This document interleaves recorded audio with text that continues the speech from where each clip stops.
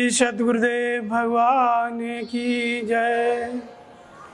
गुरुर्ब्रह्मा गुरुर्विष्णु गुरुर्देवो महेश्वर गुरुर्साक्षात् परम ब्रह्म तस्मै श्री गुरुवे नमः। ओम श्री सतगुरुदेव भगवान की जय।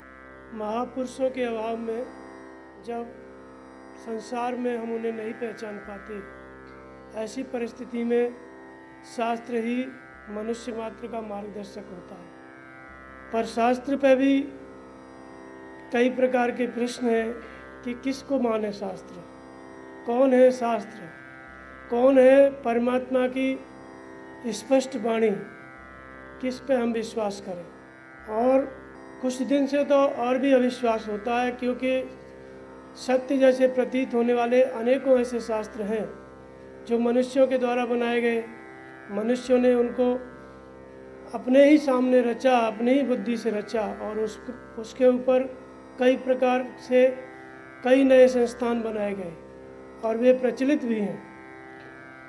तो ऐसी परिस्थिति में वास्तविक शास्त्र क्या है, वास्तव में ईश्वर की वाणी कौन सी है, वास्तव में हमारे जो पूर्व महापुरुष थे, जिनके हम वंशज हैं, जो हमारे ही पूर्वज थे और जो तपस्या करके परम ज्ञान को उपलब्ध हुए, उन सभी अनादिकाल से होने वाले महापुरुषों का जो सम्यक ज्ञान था, जो सबने मिलाकर जो ईश्वर के विषय में एक ही बात कही, वो कौन सी एक बात है कि हम उसको पढ़ें और समझ में आए और ईश्वर की उपलब्धि के लिए, ज्ञान की उपलब्धि के लिए प्रयासरत हो जाएं।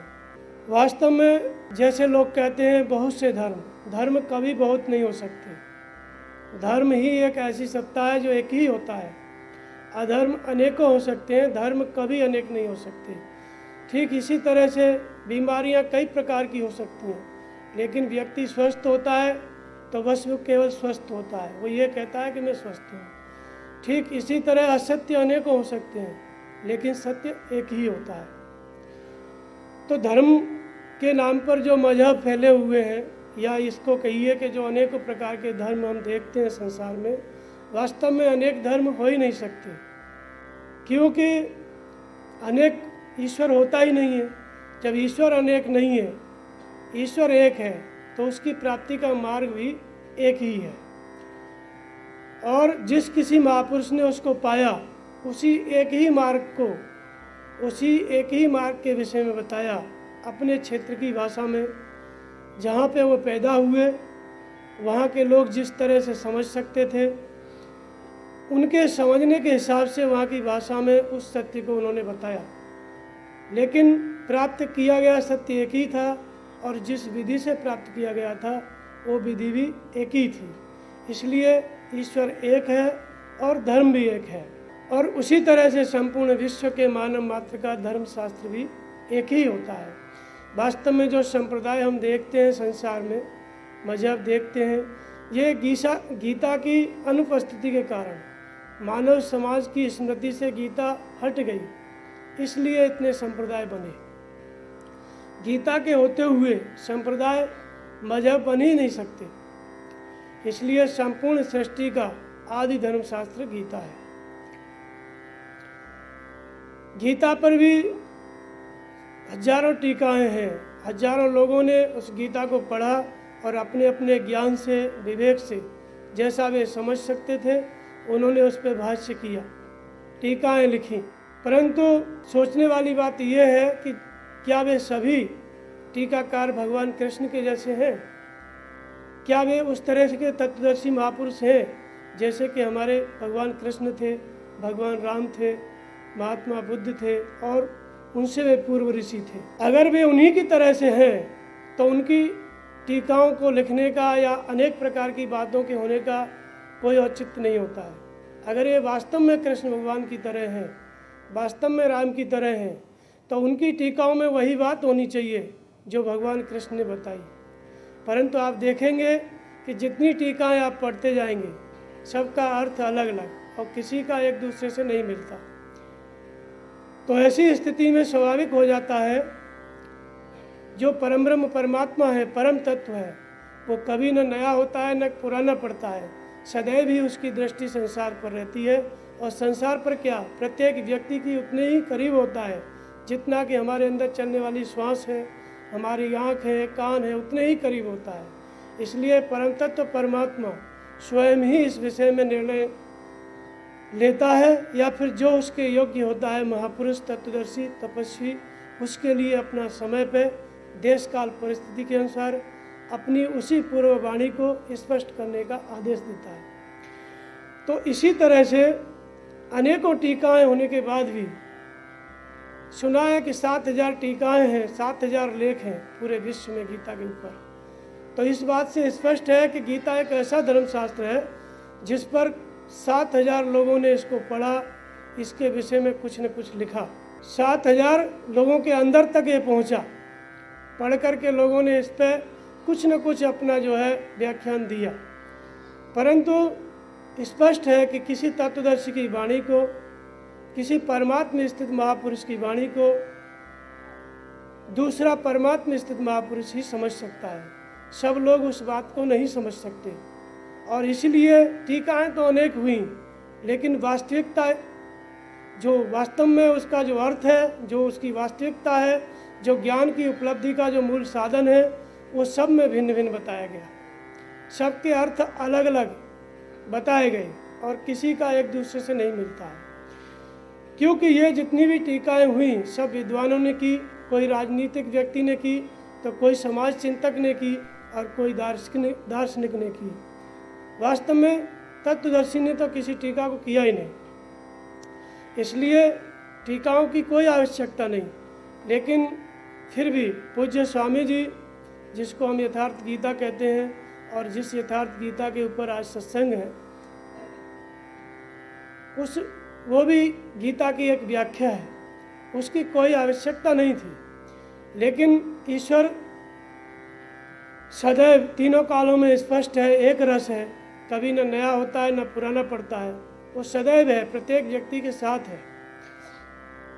तो जब देखते हैं भगवान के समाज में गीता को लेकर के तमाम प्रकार की भ्रांतियां हैं, या धर्म को लेकर के तमाम प्रकार के संप्रदाय या तमाम प्रकार के विचार उत्पन्न हो गए हैं, तो ऐसी परिस्थिति में किसी न किसी महापुरुष को ईश्वर अवश्य चुनता है कि वो उसकी वाणी को समाज के सामने स्पष्ट करे।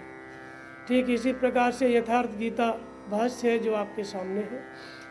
तो यथार्थ गीता का सत्य यह है कि पूज्य स्वामी जी जिन्होंने इसको लिखा है, उनकी जो प्रारंभिक शिक्षा है न के बराबर है, केवल 2 क्लास तक पढ़े हैं, और पुराने ज़माने में बहुत कम ही रुचि हुआ करती थी पढ़ने लिखने में लोगों की।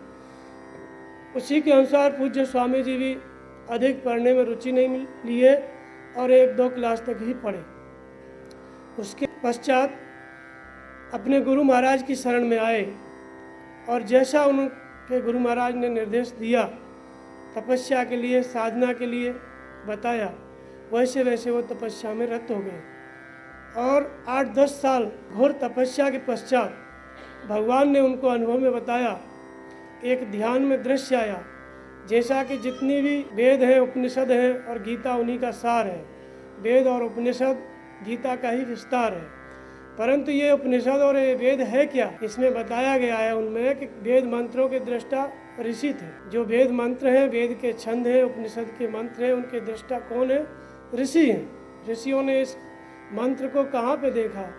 तो बताते हैं कि ध्यानावस्थे तदगतेन मनसा पश्यन्ति योगिनः, ध्यान की स्थिति में तदगत होकर के योगियों ने मन से देखा। जब मन एकाग्र हो गया, शांत हो गया, तो वे सूत्र, वे छंद अवतरित हुए जो मनुष्य का कल्याण करते हैं। उन्हीं को हम वेद कहते हैं, उन्हीं को उपनिषद कहते हैं, उन्हीं को गीता कहते हैं। तो ठीक इसी प्रकार पूज्य स्वामी जी को आदेश हुआ कि तुम्हारी सभी वृत्तियाँ शांत हो गई। ये आदेश भी ध्यान में हुआ। जैसे हम कोई भी दृश्य हम देखते हैं, स्वप्न में देखते हैं, ठीक इसी तरह से ध्येन चित्त की एकाग्र अवस्था है। जब सभी वृत्तियाँ शांत हो जाती हैं योगी की, तो चित्त जो है शांत, एक रस प्रवाहित हो जाता है ध्येय में, लक्ष्य में। जब चित्त शांत है, उसी शांत दृश्य में, शांत चित्त के अंतराल में दृश्य आता है। तो पूज्य स्वामी जी को दृश्य आया। दृश्य इस प्रकार था कि जैसे ऊँट होते हैं तो ऊँटों की कतार लगी हुई है और सभी ऊँट स्वामी जी की परिक्रमा करके चले जा रहे हैं, लेकिन एक जो ऊँट का बच्चा है वो नहीं जा रहा, परिक्रमा लगा ही रहा है। तो ये दृश्य उन्होंने अपने गुरुदेव भगवान से बताया। तो उनके गुरुदेव ने बताया कि ये जो गीता है इसका व्याख्या तुम्हें करना पड़ेगा, ये लिखनी पड़ेगी। तो पूज्य स्वामी जी ने कहा कि ठीक है, लेकिन उनके मन में ये बात थी कि हम क्यों लिखें, जब इतने संस्कार भजन से कट गए, तपस्या से कट गए, छीण हो गए, तो ये जो लिखने वाला संस्कार है ये भी छीण हो जाएगा। परंतु उस तपस्या के द्वारा, भजन के द्वारा उस संस्कार को काटना चाहा। 7-8 वर्ष तक फिर वही दृश्य आया, फिर अशगुन हुआ, फिर आकाशवाणी हुई कि नहीं, तुमको गीता लिखना ही पड़ेगा। तो पूज्य स्वामी जी लिखना आता ही नहीं, लिखने में जो राइटिंग होना चाहिए, लिखना आना चाहिए, जब 2 क्लास तक पढ़े हैं तो कैसे लिख सकते हैं।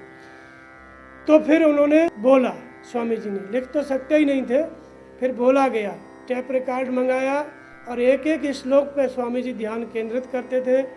पूज्य स्वामी जी के केंद्रित ध्यान में भगवान के द्वारा, जैसा कि मैंने बताया कि मंत्र दृष्टा ऋषि थे, एक एक श्लोक का अर्थ जो है ध्यान में भगवान ने बताया कि इसका मतलब ये है।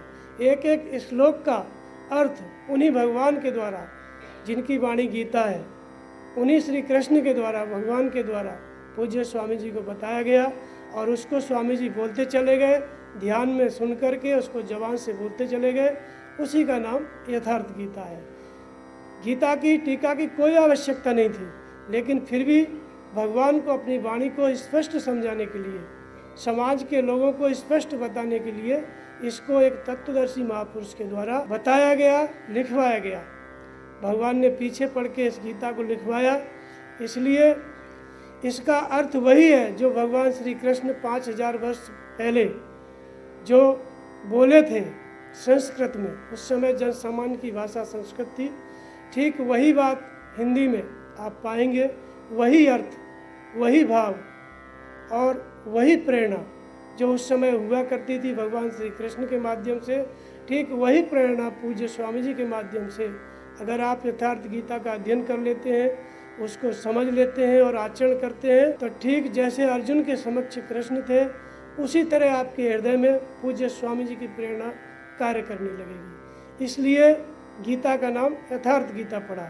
जैसा होना चाहिए, जैसा समाज की आवश्यकता है, जैसा कल्याण के लिए आवश्यक है, उतनी बातें जो भगवान कृष्ण ने बताई, वही बातें पूज्य स्वामी जी के द्वारा यथार्थ गीता में बताई गई। तो ये तो मैंने पूज्य स्वामी जी का यथार्थ गीता से संबंधित जो परिचय था वो आपको बताया कि इसके लिखने का औचित्य क्या है। अब मैं गीता के विषय में आपसे आरंभ करता हूँ कि गीता किस तरह से धर्मशास्त्र है। संपूर्ण सृष्टि का जो आदि धर्मशास्त्र है वो गीता ही है। किस तरह से भगवान कृष्ण कहते हैं कि अर्जुन, इस ज्ञान को, इस योग को, इस अविनाशी योग को मैंने कल्प के आरंभ में सूर्य से कहा। सूर्य ने अपने पुत्र मनु से कहा और मनु ने अपने पुत्र इक्ष्वाकु से कहा और इक्ष्वाकु ने राजऋषियों से कहा। फिर राजऋषि काल में ये जो ज्ञान है, ये योग की जो परंपरा है, लुप्त हो गई। योग अविनाशी है, नाश कभी नहीं होगा, लेकिन लुप्त हो गया, मानव समाज की स्मृति से ओझल हो गया। वही पुरातन ज्ञान मैं तुझसे फिर कहने जा रहा हूँ। पहले भी मैंने ही कहा था, अभी भी मैं ही कहने जा रहा हूँ, क्योंकि तू मेरा प्रिय भक्त है, अनन्य सखा है। ऐसा कुछ भी नहीं जो मैं तुझे नहीं बता सकता। भगवान ने कहा कि मैं तुमसे वही उपदेश फिर कहने जा रहा हूँ। वास्तव में ये गीता सूर्य से मनु को उपलब्ध हुई। हम लोग कौन हैं? हम लोग सब मनुष्य कहलाते हैं। क्यों कहलाते हैं? क्योंकि हम मनु के वंशज हैं। स्वयंभू मनु और शत्रुपा तिनते भई नर सृष्टि अनुपा। ये जो मानव सृष्टि आप देखते हैं, ये मनु और शत्रुपा से उत्पन्न हुई है। वे आदि पुरुष थे, इसलिए उनके कारण हमारा नाम आदमी पड़ा।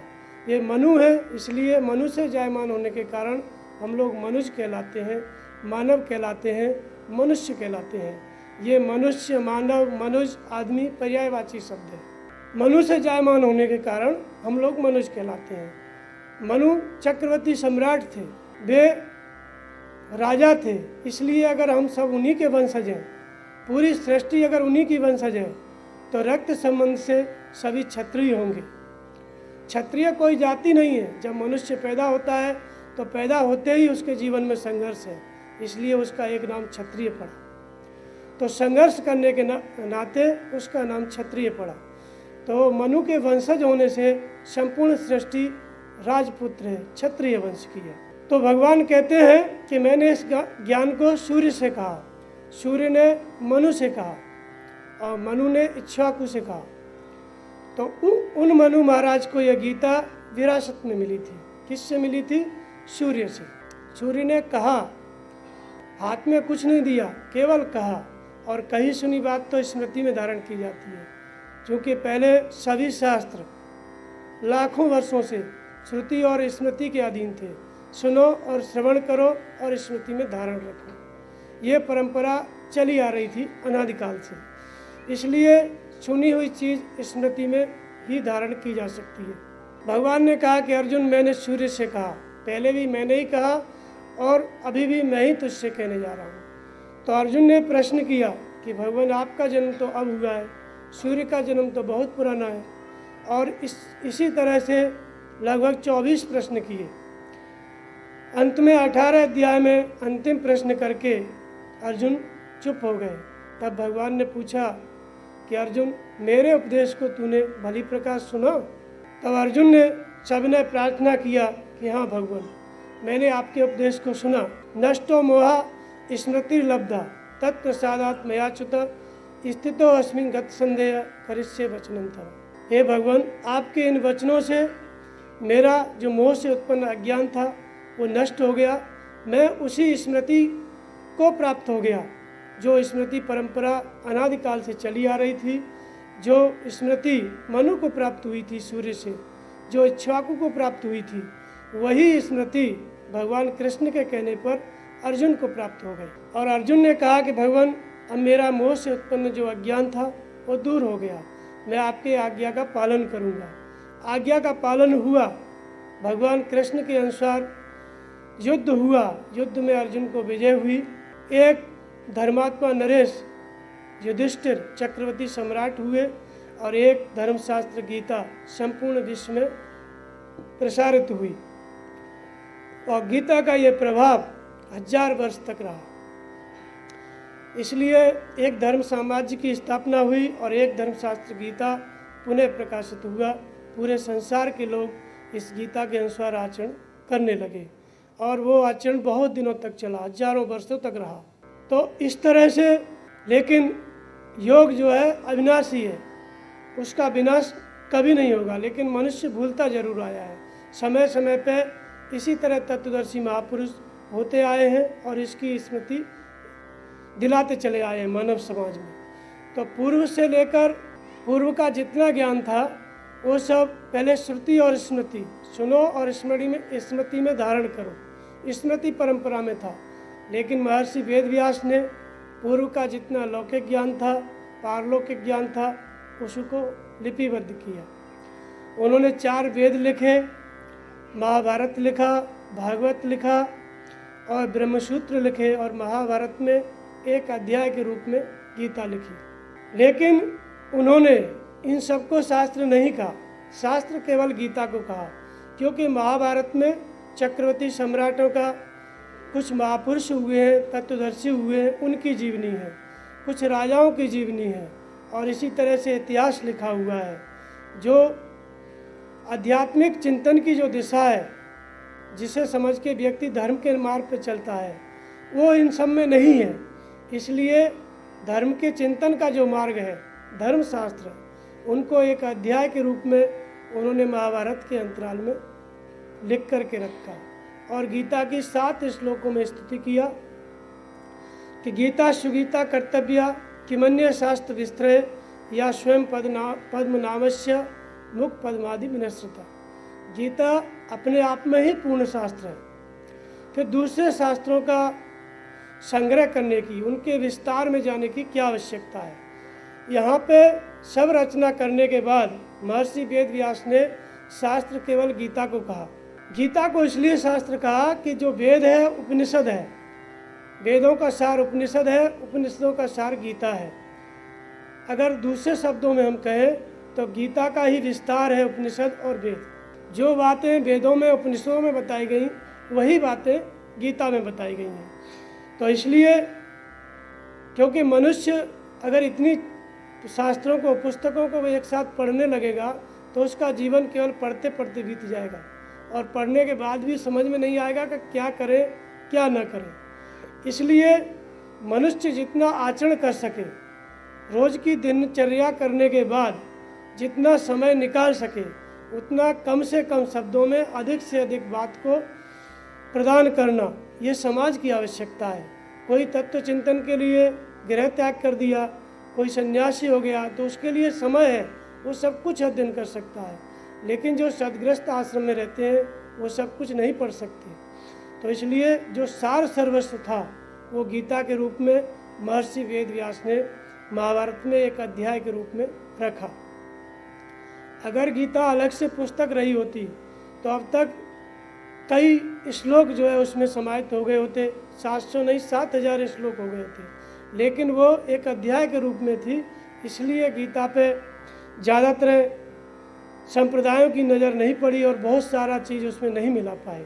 स्वयं भगवान के श्रीमुख की वाणी है, स्वयं परम ब्रह्म परमात्मा के श्रीमुख की वाणी है। फिर दूसरे शास्त्रों के पचड़े में पढ़ने की क्या आवश्यकता है? तो उस गीता में भगवान ने क्या कहा, क्या पूजने के लिए कहा, क्या करने के लिए मनुष्य के लिए कहा?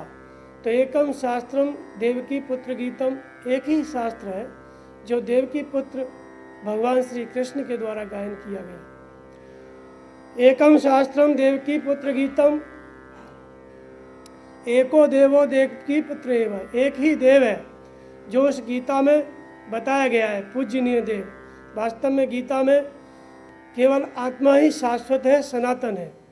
ब्रह्मा से लेकर कीट पर्यंत संपूर्ण सृष्टि परिवर्ती स्वभाव वाली है, आत्मा ही शाश्वत है, सनातन है। गीता का जो पूजनीय देव है वो आत्मा है। आत्मा कहिए, परमात्मा कहिए, ब्रह्म कहिए, प्रभु कहिए, एक ही बात है। हमारे अंतःकरण में है इसलिए उसका नाम आत्मा है। सब में रहते हुए सबसे परे है इसलिए परमात्मा है। व्यापक है, कण कण में व्याप्त है इसलिए उसको ब्रह्म कहते हैं। सबका भरण पोषण करता है इसलिए उसको प्रभु कहते हैं। नाम गिनते जाइए, अनेकों नाम हो सकते हैं, लेकिन तत्व एक ही है।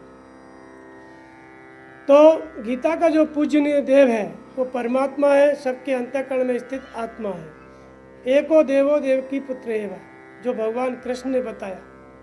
एको मंत्र तस्य नामानि यानि, एक ही मंत्र है जो इस गीता में जपने के लिए बताया गया।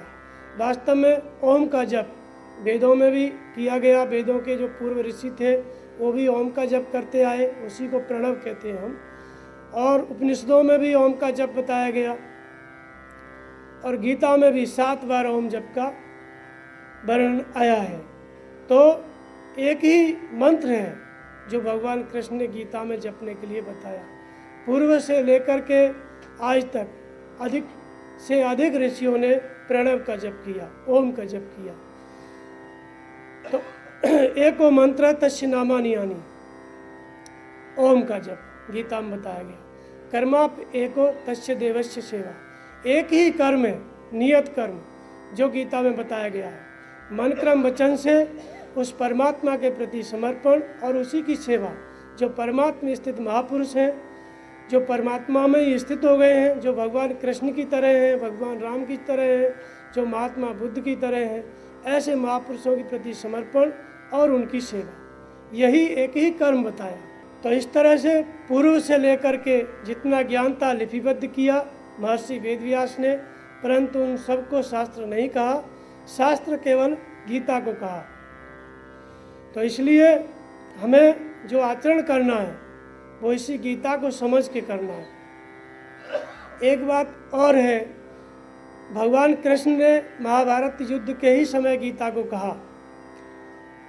वास्तव में महाभारत युद्ध के समय गीता को इसलिए कहा कि भगवान जानते थे कि बाहरी युद्ध से कभी किसी को शांति नहीं मिल सकती। जो युद्ध में जीत जाएगा वह भी शांति से नहीं रहेगा, जिनको खोएगा उनके पश्चाताप में डूब जाएगा।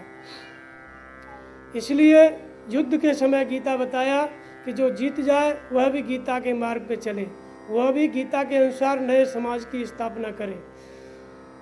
इसलिए युद्ध के समय गीता कही। और युद्ध ऐसा समय है जहाँ पे संपूर्ण सैनिकों की दृष्टि, संपूर्ण सैनिकों का ध्यान केवल एक ही जगह केंद्रित रहता है, राष्ट्र के लिए। दूसरी तरफ ध्यान नहीं जाता है, चित्तवृत्ति केंद्रित रहती है, या तो लड़कर के जीतना है या वीर गति को प्राप्त होना है। तो ऐसी स्थिति में जो ज्ञान का उपदेश है उसको सुनने की क्षमता होती है। लोगों का ध्यान दूसरी जगह नहीं रहता, परिवार में नहीं रहता, केवल अपने प्राणों की रक्षा पर रहता है और राष्ट्र की सुरक्षा पर रहता है। तो भगवान कृष्ण ने इस महत्वपूर्ण उपदेश को ऐसे ही समय कहने के लिए चुना। जब महाभारत का युद्ध पूर्ण हो गया तो युधिष्ठिर जब राजा हो गए, सम्राट हो गए, उसके पश्चात उनके हृदय में काफ़ी पश्चाताप हुआ, क्योंकि बहुत से स्वजनों को उन्होंने इस युद्ध में खोया था। इसलिए उनके मन में अधिक गिलानी हुई। 36 साल तक राज्य किए, लेकिन कभी भी शांति से राज्य नहीं कर पाए। और जब देखा सुना कि भगवान कृष्ण धाम चले गए हैं, तो वह भी उस राज्य गद्दी को छोड़ करके वन की ओर गमन करने लगे। चारों भाइयों ने, द्रौपदी ने उनका अनुकरण किया। और जो युयुस्तु दुर्योधन का भाई था, युद्ध के आरंभ में ही आ गया था, तो युधिष्ठिर से उन्होंने पूछा कि इस सिंहासन को कौन देखेगा। तो युधिष्ठिर ने कहा कि इस पर तुम बैठ जाओ। इसी सिंहासन के लिए करोड़ों लोग मारे गए और यही वो सिंहासन है, अगर तुमको बैठना है तो तुम बैठ जाओ। तो उन्होंने कहा कि मैं नहीं बैठूंगा, अगर नहीं बैठना है तो परीक्षित को बिठा दो। जिस सिंहासन के लिए युद्ध हुआ उस पर राज तिलक करने के लिए समय नहीं बचा और चारों भाइयों के समेत वन की ओर चल दिए। वास्तव में गीता का सत्य यही था। गीता का तात्पर्य ये नहीं है कि किसी बाहरी लड़ाई को जीतो और किसी पृथ्वी पर कब्जा करो। गीता की वास्तविकता यही थी जो युधिष्ठिर ने किया, वन की ओर गमन किया। और जो धृतराष्ट्र थे वो भी जीवित थे, उन्होंने भी गीता सुन रखी थी, उन्होंने भी युधिष्ठिर का अनुगमन किया, वह भी वन के लिए चल दिए। भगवान कृष्ण गीता में कहते हैं कि अर्जुन, मेरे और तेरे संवाद को जो संसार में भटके हुए भक्तों में कहेगा, उससे अधिक प्रिय कार्य करने वाला मेरा दूसरा कोई नहीं है, और जो सुनेगा वह भी उत्तम लोकों को प्राप्त होगा। गीता में भगवान कृष्ण कहते हैं कि ये तो धर्म्यामृतविदम यथोक्तम पर्युपास्ते श्रद्धाना मत्परमा भक्तास्ते अतीव में प्रिय। जो इस धर्म में अमृत को जो मैंने बताया है, जैसे बताया है वैसे वैसे यथावत सुनेगा, मनन करेगा और उसका आचरण करेगा, वो उत्तम लोकों को प्राप्त होगा, वो मुझे प्राप्त होगा, वो मेरा अत्यंत प्रिय भक्त होगा। हे अर्जुन, इसलिए जो इसमें बताया हुआ मार्ग है उसको तू भली प्रकार सुन। भगवान कृष्ण ने कहा कि ये गोपनीय शास्त्र मेरे द्वारा बताया गया। इति गुह्यतमं शास्त्रम मिदमुक्तम मया नगा एतद् बुद्ध्वा बुद्धिमानस्यात् कृतकृतश्च भारत। हे अर्जुन, इतना ही अति गोपनीय से भी गोपनीय शास्त्र मेरे द्वारा तेरे प्रति कहा गया। इसको जो मनुष्य मनन करेगा, चिंतन करेगा, समझेगा और आचरण करेगा, वो कृतकृतश्च हो जाएगा। उसके लिए कुछ भी कर्म करना शेष नहीं रह जाएगा, वो परम ज्ञान की उपलब्धि को प्राप्त कर लेगा। कोई और उपाय है इस शास्त्र के अलावा? शास्त्र के द्वारा बताई हुई विधि के अनुसार न चल के किसी और विधि से भी हम आचरण कर सकते हैं? तो भगवान कृष्ण ने कहा कि नहीं, यह शास्त्र विधि मुत्सृज्य वर्तते काम कारता न च सिद्धिम वाप्नोति न सुखम न परम गति। ये शास्त्र विधि को त्याग कर अर्जुन, जो अन्य अन्य विधियों से चिंतन करते हैं, न तो सुख को ही प्राप्त हो सकते हैं, न परम सिद्धि को ही प्राप्त हो सकते हैं, वो ज्ञान के मार्ग से, ज्ञान के पथ से भ्रष्ट हो जाते हैं। इसलिए तस्मात् शास्त्रम प्रमाणम ते कार्य कार्य व्यवस्थितो ज्ञात्वा शास्त्र विधानोक्तम कर्म कर्तुर्हसि। इसलिए क्या करें क्या न करें, इसके विषय में तुम्हारे लिए यही शास्त्र प्रमाण है। शास्त्र माने गीता। शास्त्र किसी और अन्य शास्त्र को न ढूंढने लगे हम। महर्षि वेदव्यास ने सबको लिखा, लेकिन गीता को शास्त्र कहा। भगवान कृष्ण यहाँ पुनः दोहराते हैं कि अर्जुन, तेरे प्रति ये गोपनीय से गोपनीय ज्ञान मेरे द्वारा कहा गया और इसी ज्ञान के अनुसार, इसी शास्त्र के अनुसार ही आचरण करना है। किसी और विधि से आचरण नहीं करना है। अगर हम किसी और विधि से आचरण करते हैं तो हम परम सिद्धि को, शाश्वत सुख को नहीं प्राप्त कर सकेंगे। इसलिए मानव मात्र का जो धर्मशास्त्र है वह गीता है, उसका शुद्ध भाष्य यथार्थ गीता है। तो जब युद्ध का समय आया तो भगवान कृष्ण से अर्जुन ने कहा कि हे भगवान, मेरे इस रथ को दोनों सेनाओं के बीच में ले जाइए। भगवान कृष्ण अर्जुन के रथ को दोनों सेनाओं के बीच में लाते हैं।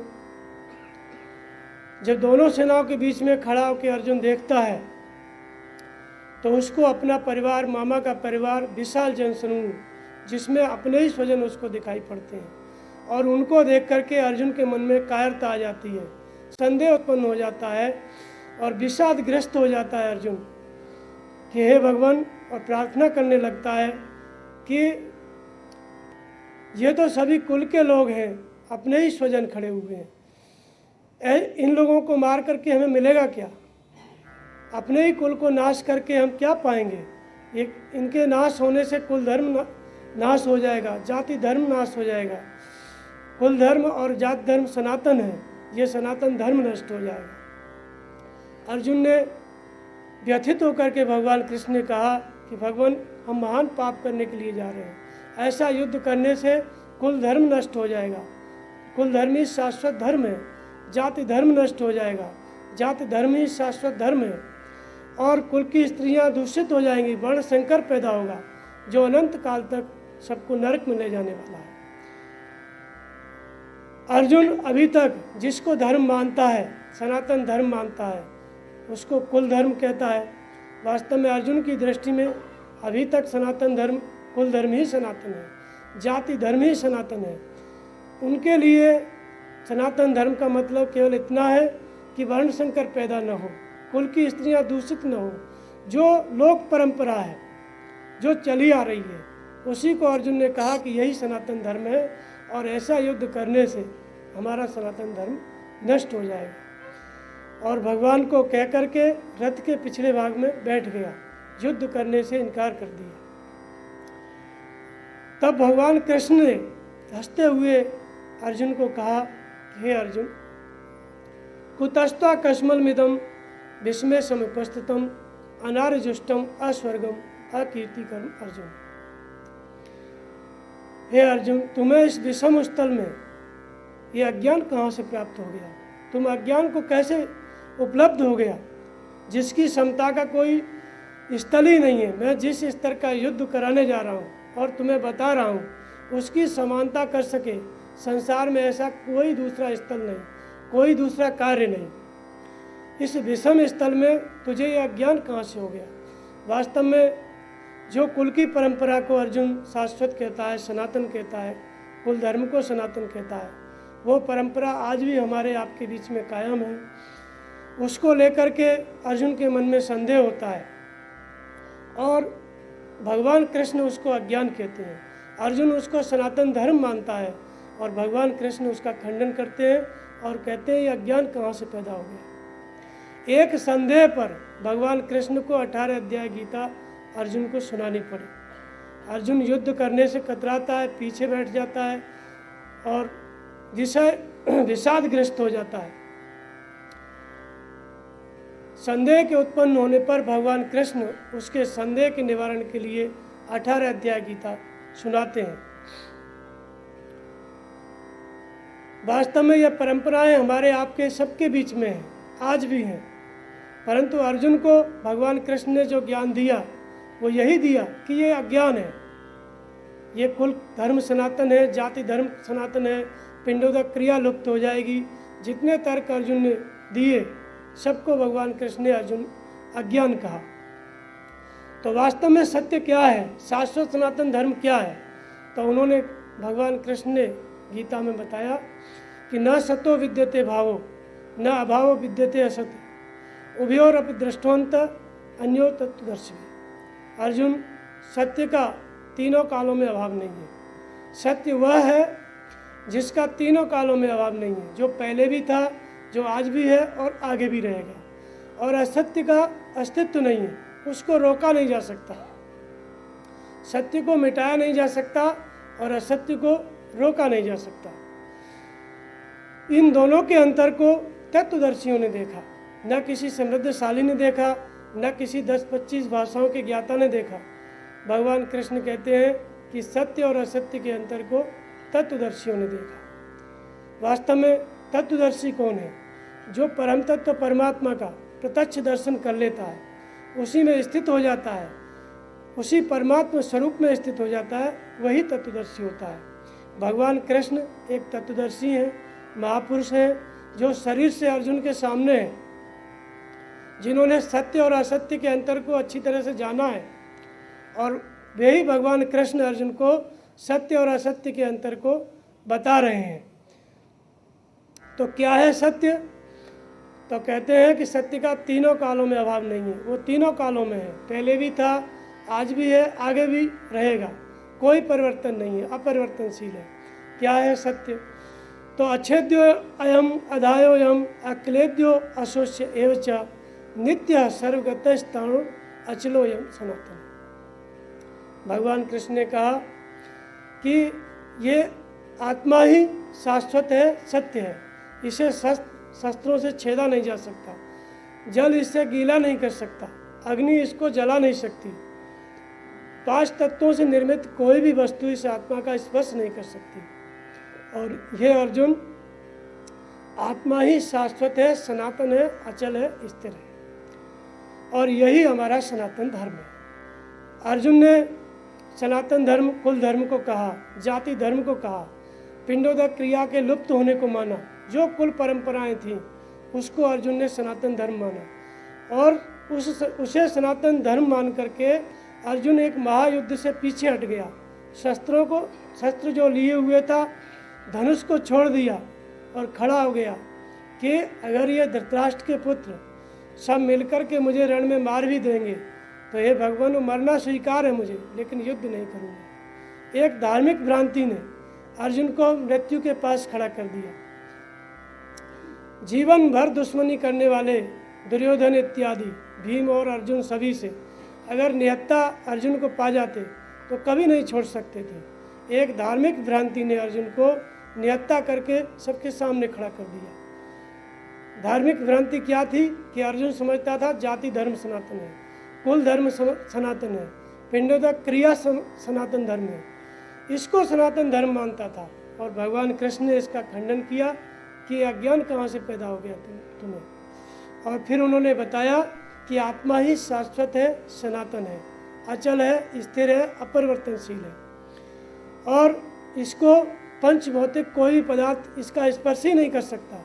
इसलिए आत्मा ही शाश्वत है, सनातन है, और भूतादिकों के संपूर्ण शरीर नाशवान है। आज हैं तो कल नहीं रहेंगे। वास्तव में इस शरीर में 2 वस्तु हैं, एक आत्मा और एक हमारा शरीर।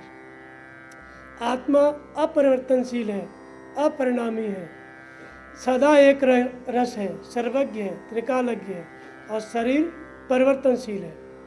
आज है तो कल नहीं रहेगा।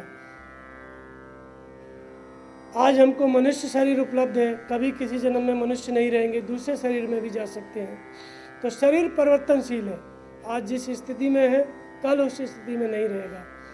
आत्मा ही शाश्वत है, सनातन है, सत्य है। तो वास्तव में भगवान कृष्ण ने कहा कि आ ब्रह्म भुवनालोका आ ब्रह्म भुवनालोका, ब्रह्मा से लेकर कीट पतंग पर्यंत संपूर्ण देवी देवता और जितने भी लोग बताए गए, 14 भुवन बताए गए, सब परिवर्ती स्वभाव वाले हैं, परिवर्तनशील हैं। आज हैं तो कल नहीं रह जाएंगे। जो शाश्वत सनातन वस्तु है वो केवल आत्मा है। हम लोग किसकी पूजा करते हैं? केवल आत्मा की पूजा नहीं करते। आत्मा कहो, परमात्मा कहो, अंतःकरण में है इसलिए आत्मा, सब में रहते हुए सबसे परे है इसलिए परमात्मा, व्यापक है इसलिए ब्रह्म, सबका भरण पोषण करता है इसलिए प्रभु, और उसका नाम ओम है, क्योंकि ओम माने वह परमात्मा, अहम माने तुम स्वयं, जिसका निवास तुम्हारे अंदर है, इसलिए उसका संबोधन ओम है। तो इसी आत्मा को परमात्मा, ब्रह्म, प्रभु, विभु अनेक नामों से कहा गया। यही शाश्वत है, सनातन है, और जो इसके प्रति समर्पित है, इस शाश्वत सनातन आत्मा के प्रति जो समर्पित है वही सनातन धर्मी है। और जो समर्पित होने की विधि है उसी को हम सनातन धर्म कहते हैं। तो आत्मा पर्यंत जो दूरी तय कराती है, जो योग की विधि है, जो आत्मा को प्राप्त करने की जो शाश्वत सनातन विधि है, वही सनातन धर्म है। उस विधि को धारण करना हमारा सनातन धर्म है। तो वास्तव में अगर हम हृदय स्थित ईश्वर के अंतर्यामी आत्मा के प्रति समर्पित नहीं है तो हम सनातन धर्मी नहीं हैं। अगर हम हृदय स्थित ईश्वर को नहीं मानते, अंतःकरण में स्थित आत्मा को नहीं मानते, तो हम सनातन धर्मी नहीं हो सकते। गीता के अनुसार ब्रह्मा से लेकर कीट पर्यंत जितना भी जगत है सब परवर्ती स्वभाव वाला है। जिसकी हम पूजा करते हैं उनका कहीं कोई भी अस्तित्व नहीं है, चाहे वो कोई भी देवता हो। अब प्रश्न उठता है कि इस आत्मा की उपलब्धि कैसी हो, इसकी विधि क्या है, इसको प्राप्त कैसे करें। तो इस आत्मा की प्राप्ति के लिए भगवान कृष्ण ने संपूर्ण गीता में उसको योग विधि कहा, और उस योग विधि को गीता में यज्ञ कहा गया। अब गीता में जो बताया हुआ यज्ञ है, वास्तव में अनादिकाल से और आज तक कोई भी ऐसा महापुरुष नहीं हुआ जिसने गीता का यज्ञ नहीं किया। कोई भी महापुरुष बिना उस यज्ञ को किए हो ही नहीं सकता है। चाहे वे महात्मा बुद्ध हुए हों, चाहे भगवान महावीर हुए हों, चाहे संत कबीर, चाहे आदि शंकराचार्य, चाहे गुरु नानक, चाहे ईसा मसीह, चाहे जो भी, चाहे मूसा, किसी भी धर्म को मानने वाले हुए हों, वे बिना इस यज्ञ के गुजरे बिना इस यज्ञ को किए बिना कोई भी परम ज्ञान की उपलब्धि नहीं कर सकता है। तो भगवान कृष्ण उस विधि को, जिससे आत्म तत्व उपलब्ध होता है, जिससे परमात्मा की प्राप्ति होती है, उसको योग विधि कहते हैं, उसी को यज्ञ कहते हैं। इस यज्ञ का आरंभ कहाँ से होता है? तो दैव मेवा परे यज्ञम योगिनम पर्युपास्ते ब्रह्म अग्ने अपरे यज्ञम यज्ञ नैवो ज्योति। उन्होंने कहा कि सबसे पहले जो यज्ञ का आरंभ होता है वो दैवी संपत्ति को हृदय में बलवती बनाना, दैवी गुणों को अपने हृदय में बढ़ाना। दैवी संपद अध्याय 16 में बताई गई, उसके 26 लक्षण बताए गए। अभयम सत्व संशुद्धि ज्ञान योग व्यवस्थितो दानम दमश्च यज्ञश्च स्वाध्यायस्त पार्जन। अभय, भय से रहित होना, अंतःकरण की शुद्धता, ज्ञान योग व्यवस्थित तत्व के लिए, परम तत्व परमात्मा के लिए ध्यान में दृढ़ स्थिति, ध्यान की दृढ़ स्थिति। अभयम ज्ञान सशुद्धि ज्ञान योग व्यवस्थितो दानम दमश्च यज्ञश्च, दान मन क्रम वचन से आत्मा का समर्पण, दमन इंद्रियों का दमन, यज्ञश्च यज्ञ का अनुष्ठान, स्वाध्याय स्वयं का अध्ययन, ये सब दैवी संपद है। फिर इसी क्रम में आगे बताते हैं कि अहिंसा सत्यम अक्रोधो त्याग शांतिरपेशनम दया भूते श्लोलोप्तम आर्जवम हीर चापलम। अहिंसा, अपनी आत्मा को अधोगति में न ले जाने वाला आचरण। सत्य, जो कि मैंने अभी बताया कि आत्मा ही शाश्वत है, सत्य है, सनातन है, उसके प्रति श्रद्धा का स्थिर होना। अहिंसा सत्यम अक्रोधो, क्रोध का न होना। त्याग, सर्वस्व का त्याग, आसक्ति का त्याग। शांति, अंतःकरण का शांत होना, चित्त की चंचलता का अभाव। अपैशनम, दूसरे की निंदा न करना। दया भूते, संपूर्ण प्राणियों में के प्रति दया की भावना, यह भी एक दैवी गुण है, दैवी संपद है। लोलोत्तम, लक्ष्य के विमुख, जो हमारा लक्ष्य है परमात्मा की प्राप्ति, उसके विपरीत कुछ भी कार्य करने में लज्जा का होना। आर्जवम सरलता और चापलम चंचलता का अभाव, शांत अंतःकरण की शांति।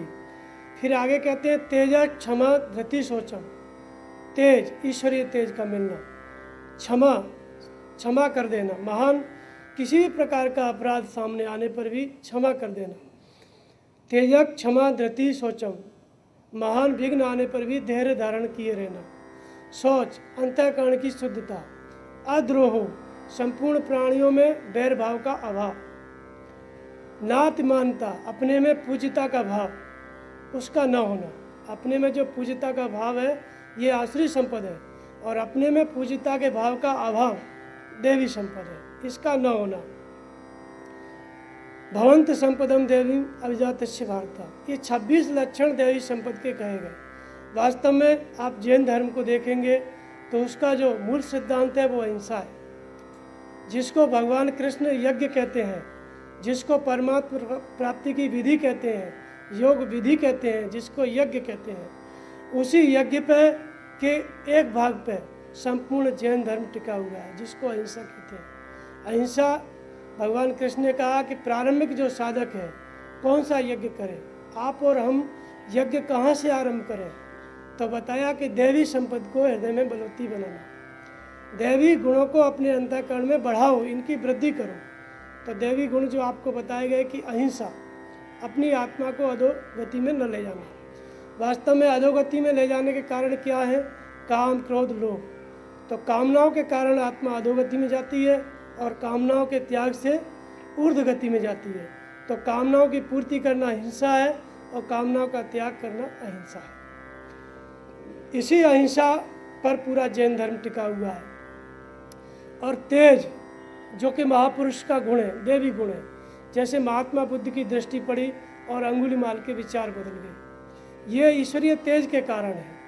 सत्य में प्रतिष्ठित होना, जो 26 लक्षण देवी संपद के बताए गए, इन देवी गुणों के बढ़ने से ही कोई व्यक्ति, कोई तपस्वी महापुरुष होता है, कोई तपस्वी जैन महावीर होता है, कोई बुद्ध होता है, कोई शंकराचार्य होता है, इन्हीं देवी गुणों के बढ़ने से होता है, जिसको भगवान कृष्ण यज्ञ कहते हैं, आरंभिक यज्ञ कहते हैं। सामान्य व्यक्ति के लिए जिसको यज्ञ कहा गया है गीता में, इन्हीं देवी गुणों के बढ़ाने पर हमारे देश में, पूरे विश्व में ये तत्वदर्शी जो कि आप देखते हैं, जिनके विषय में आप जानते हैं, इसी यज्ञ से हुए, इन्हीं देवी गुणों को बढ़ाने से हुए। तो ये देवी संपद हृदय में बढ़ेगी कैसे? स्वाभाविक है, जिस व्यक्ति ने, जिस महापुरुष ने तपस्या करके इन देवी गुणों को बढ़ा लिया, जो परम देवत्व को उपलब्ध हो गया है, जो बुद्धत्व को उपलब्ध हो गया है, जो तीर्थंकर हो गया है, जो आचार्य हो गया है, ऐसे महापुरुष की शरण गए बिना, ऐसे महापुरुष के प्रति समर्पित हुए बिना ये देवी संपद नहीं बढ़ सकती। क्योंकि देवी संपद एक खजाना है जो महापुरुष के पास पूरी तरह भरा हुआ है, और हम उस देवी संपद से रहित हैं, इसलिए हमें वो देवी संपद बढ़ाना है। तो सबसे पहले हमें उस महापुरुष की खोज करनी होगी। वो महापुरुष चाहिए जो पूर्ण अहिंसक है, जो पूर्ण सत्य में स्थित हो गया है, जो पूर्ण तेजस्वी है, जिसकी वाणी में पूरी तरह सरलता है, जो पूर्ण क्षमावान है, और जो पूर्ण रूप से समाधि में स्थित है, ध्यान में स्थित है, जिसको परम तत्व का प्रत्यक्ष ज्ञान है। ऐसा तत्वदर्शी महापुरुष जिसके अंदर ये ईश्वरीय गुण पूरी तरह से विकसित हो गए हैं यज्ञ करते करते, ऐसा महापुरुष हमको मिलना चाहिए। तो वास्तव में जब हमारे अंदर इन गुणों को बढ़ाने की जिज्ञासा होगी, जब हम अपने अंतःकरण की देवी संपत्ति को बढ़ाना चाहेंगे, तो इसके पहले हमारे मन में परम तत्व की जिज्ञासा होती है। जैसे महात्मा बुद्ध थे, तो उनको अपने राजमहल में बेचैनी होने लगी, कोई कमी नहीं थी, समृद्धि से भरा हुआ राज परिवार था, चक्रवर्ती सम्राट होने के लक्षण थे। जो राज्य छोटा था, महात्मा बुद्ध अगर सन्यासी नहीं होते तो उसका विस्तार कर सकते थे आसानी से। इतना पावर, इतनी क्षमता उनके अंदर थी, इतना पुण्य था।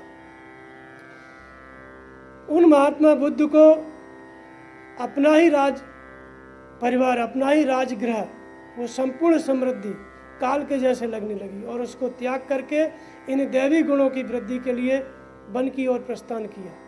और उनको आचार्य भी मिले, आचार्य की शरण में भी गए, उनके सानिध्य में तपस्या आरंभ की और धीरे धीरे 7 साल के अंदर वो इन संपूर्ण दैवी गुणों से संयुक्त हो गए। आत्मा सर्वज्ञ है। महात्मा बुद्ध ने कहा कि मैंने उस अविनाशी पद को प्राप्त किया जो मुझसे पूर्व ऋषियों ने पाया। अविनाशी पद को प्राप्त किया, सर्वज्ञ पद को प्राप्त किया। सर्वज्ञ पद, सर्वज्ञ और अविनाशी, ये आत्मा के ही भिन्न नाम है। आत्मा ही सर्वज्ञ है, आत्मा ही अविनाशी है, गीता में कहा गया। सर्वज्ञ आत्मा का ही एक नाम है, परमात्मा का ही एक नाम है। तो सर्वज्ञ पद को अगर बुद्ध पाते हैं तो इसी योग की विधि से पाते हैं, इसी अहिंसा को बढ़ा के पाते हैं, इसी तेज को बढ़ा के पाते हैं, इसी सत्य में स्थित होकर पाते हैं। उन्होंने कहा कि इसके आगे भी कुछ सत्य होगा, कि खाओ पियो मर जाओ, केवल इतना ही सत्य है कि इसके आगे भी कोई सत्य है। और इसके खोज के लिए वो अपना राज परिवार त्याग करके वन की ओर चल दिए। तो उन्होंने गीता के ही मार्ग का अनुसरण किया। बुद्ध के पहले बुद्ध धर्म नहीं था, बाद में उनके अनुयायियों ने अलग से बुद्ध धर्म बनाया।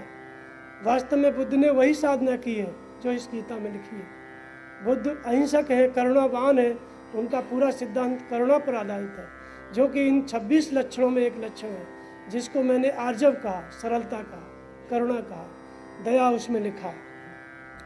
तो ये दैवी संपद को बढ़ाना प्रत्येक मनुष्य का कर्तव्य है। अगर हमें आत्मा की उपलब्धि करना है तो आत्मा किसी प्रकार का ऐसा कोई व्यक्ति नहीं है, या ऐसा किसी प्रकार का कोई प्रकाश नहीं है कि कहीं जाकर के हमको मिलेगा। वास्तव में ये जो दैवी गुण बताए गए, भगवान कृष्ण कहते हैं कि इस यज्ञ के द्वारा अर्जुन तू दैवी संपत्ति को बढ़ा और तू देवताओं की वृद्धि कर।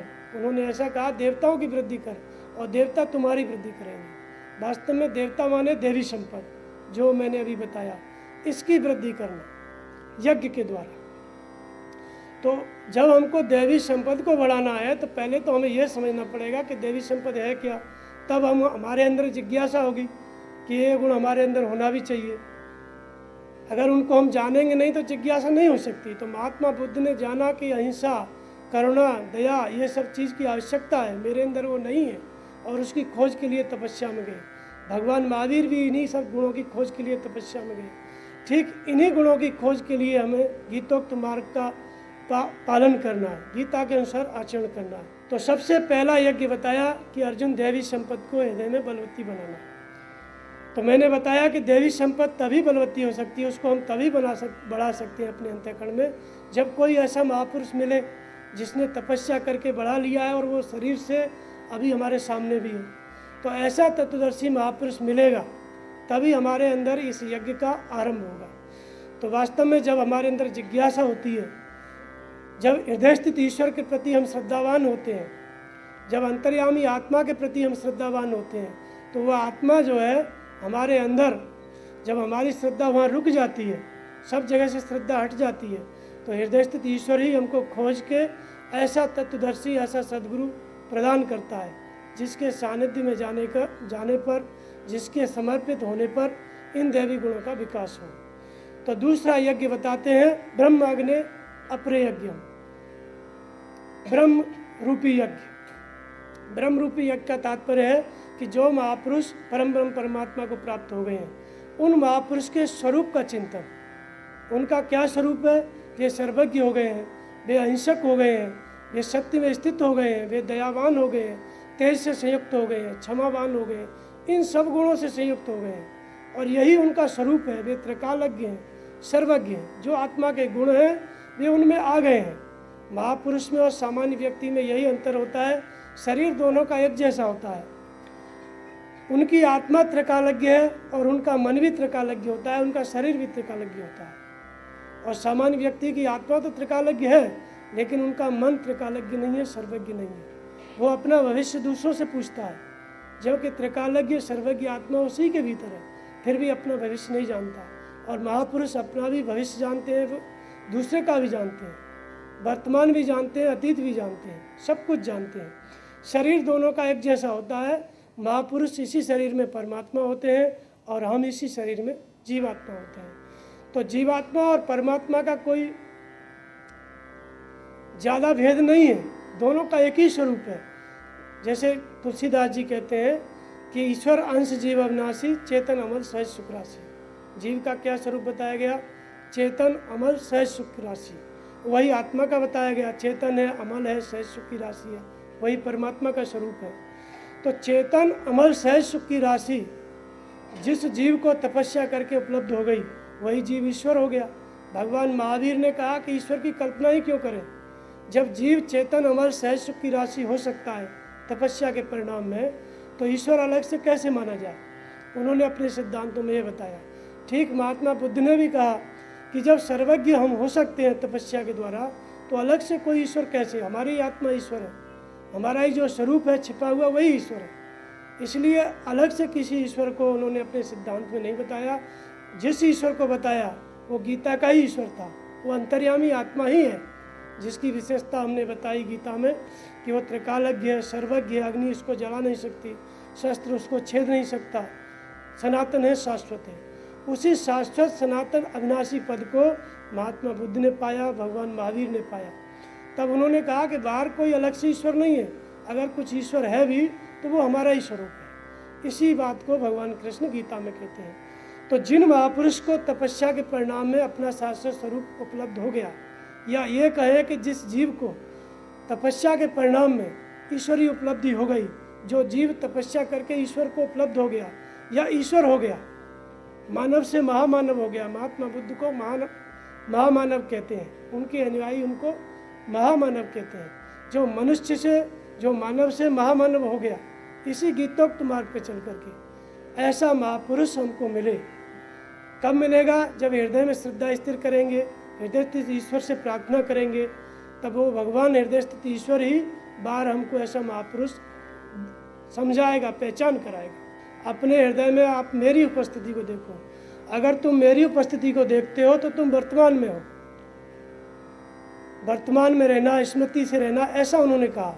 यहाँ पे भगवान कृष्ण कहते हैं कि जो ब्रह्म रूपी यज्ञ करते हैं, अर्थात जो महापुरुष के स्वरूप का स्मरण करते हैं, उनकी उपस्थिति को अपने अंदर देखते हैं, तो इसके लिए सबसे पहली तो यह आवश्यक शर्त है कि उनकी पहचान हो जाए। और पहचान हो गई तो उनके स्वरूप को स्मरण करना, ये दूसरा यज्ञ है। देवी संपत्ति को बढ़ाने के लिए हमें उनके प्रति समर्पित होना पड़ेगा, उनके स्वरूप का स्मरण करना पड़ेगा। फिर उनके स्वरूप के स्मरण के साथ साथ और हमें कौन सा यज्ञ करना है, तो उन्होंने बताया आगे कि श्रोत्रादीन इंद्रियां संयम अग्नि से जुहती। श्रोत्र इत्यादि इंद्रियां हैं।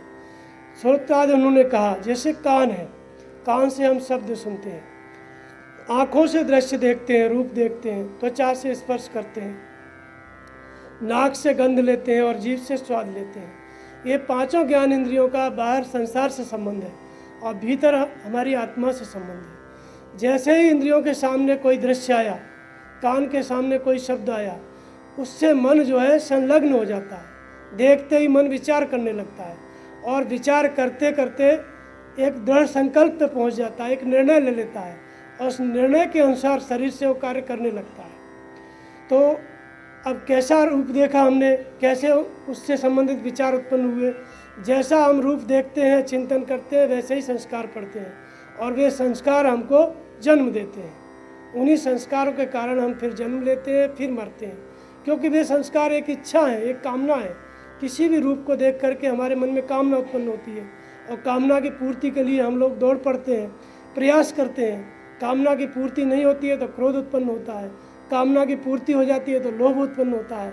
इस तरह से इन तीनों विकारों के कारण हमारी आत्मा अधोगति में जाती रहती है निरंतर। तो इसलिए यज्ञ का जो आरंभ बताया, महापुरुष के प्रति समर्पण, फिर साधक को करना क्या है, इस शरीर में करना क्या है। वास्तव में यज्ञ आत्मा का संयम है। आत्मा का संबंध मन से भी है, शरीर से भी है। शरीर का संबंध मन से है, मन का संबंध आत्मा से है। तो इसलिए यज्ञ का अगर हम एक शब्द में मतलब लें तो केवल आत्मा का संयम।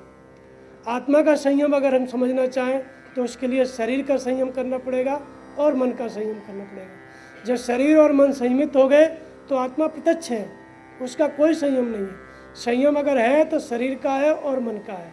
और इसलिए सभी शास्त्रों में केवल इंद्रिय संयम, ब्रह्मचर्य पालन, जितेंद्रियता, बड़े बड़े महापुरुष हुए तो उनके विशेष गुण थे। जितेंद्रिय होना, ब्रह्मचर्य में स्थित होना, सत्य में स्थित होना, इंद्रिय संयमित होना, मन का संयमित होना, मन की एकाग्रता, ये सब विशेष गुण हैं जो आत्मा संयम जिसकी आत्मा का संयम हो गया है उसके अंदर ये गुण होना चाहिए।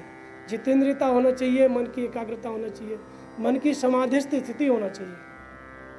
तो इसलिए यज्ञ का मात्र मतलब इतना सा है कि आत्मा का संयम। तो आत्मा के संयम के लिए शरीर का संयम करना है, मन का संयम करना है। तो आरंभ कहाँ से करें? तो सबसे पहले उन गुणों की जिज्ञासा जिनको हमें प्राप्त करना है, जिनसे हम ईश्वर हो सकते हैं, जिनसे हम ईश्वर को प्राप्त कर सकते हैं, तो उनको देवी संपद कहा गया। तो उन गुणों की उपलब्धि के लिए फिर ऐसे महापुरुष की खोज जिसने शरीर के रहते रहते तपस्या करके इन देवी गुणों को प्राप्त कर लिया। और जब वो महापुरुष मिल गया तो उस महापुरुष के चरणों में गिर जाना, उसके प्रति समर्पित हो जाना, ताकि वे गुण हमारे अंदर आसानी से आ जाए, उनके मात्र स्मरण करने से आ जाए। और ऐसा ही होता है, अगर महापुरुष मिल गए तो फिर आगे वाले जितने यज्ञ हैं, जैसा कि इंद्रियों का संयम बताया, उनके स्वरूप के स्मरण से होता है। कोई अपने मन से कैसे आँखों को सीमित कर सकता है, कैसे कानों को सीमित कर सकता है, कैसे मन को सीमित कर सकता है, असंभव कार्य है। लेकिन जब हम महापुरुष का स्मरण करते हैं, उनके प्रति समर्पित होते हैं, तो इन इंद्रियों का संयम अपने आप होने लगता है। उसकी एक विधि है।